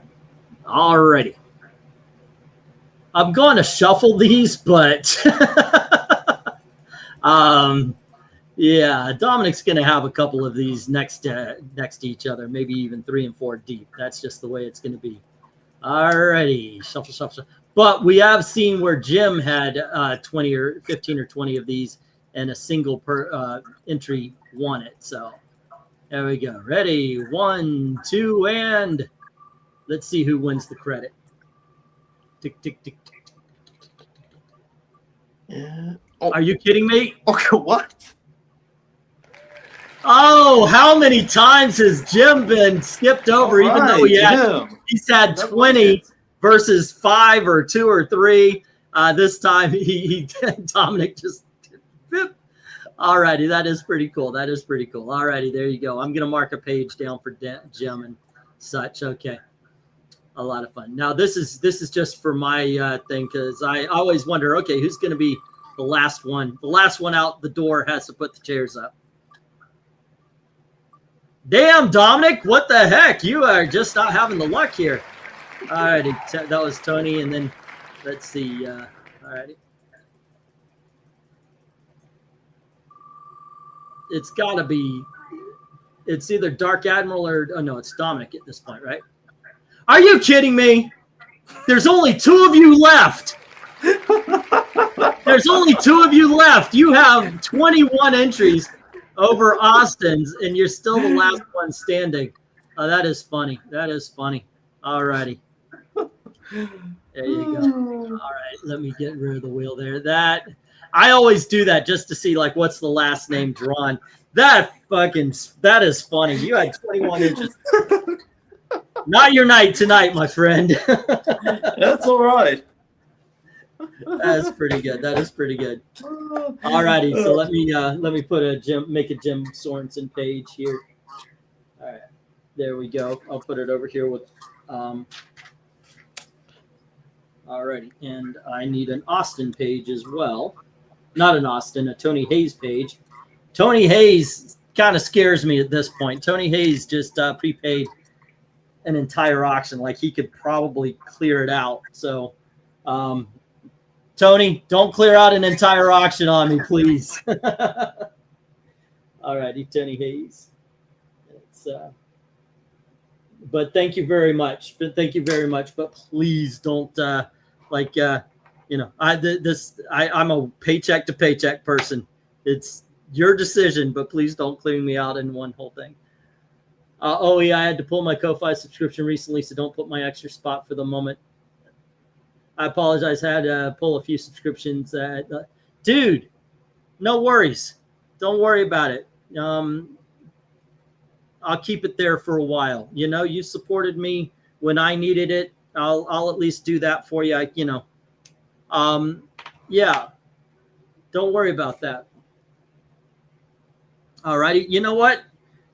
I'll find some other ways to help as well. Because I know you guys have helped me if you're in that situation. Sure. So sure. Yeah. by all means. Alrighty, let's see. I was wondering if Brer Rabbit was a stand-in for Anasazi. A Nazi. A Nazi. Oh, Yeah, the spy. Brer Rabbit is a stand-in for Yeah. a Nazi. Well, I don't know. I don't know. Actually, I don't think I'm not sure how true is that, because that's a head Have a go in scratcher. cartoons, or hello to cartoons. I know that's how he says hello. Sorry. Yeah, Sorry. but dude. Austin did say a Briar Rabbit and the Fox are surviving characters from West African culture that survived through slavery, which he's not wrong. Mm-hmm. So we should ban them. And people are dumb with that shit. Yeah, because they don't know, they don't know any better. Yep. It is something. It is something. Anyway. Alrighty. Let's see what is going on. Tomorrow is the second of the Lester Sisters month. Wednesday is an RDV choice. I don't know what it's going to be yet, but the Lester Sisters chose fake rock bands in comics. So we're going to have some Josie and the Pussycats, some Archies, Alvin and the Chipmunks, and so forth and so on. So show up then at 10:30. Before that, though, you have the Geeky Puppet Show talking about the books that are going to be released on Wednesday. So check that out as well. And then, yeah, that's what we got coming up. So please join us for that for tonight. Thank you very much for hanging out with us. And you have anything to add on there? Oh, and next week we will be doing Fallen Angel by Peter David for DC Comics. So, yeah, at its regular scheduled time. No, I'm looking forward to that. And also, I'm looking forward to covering more like other comic book like series. So even if it's from like Malibu Comics. All right, cool. Wednesday will be World's Finest, the OG Batman Superman. All right, you kids have a great time, and as always, thank you very, very much for watching. See you. See you all later.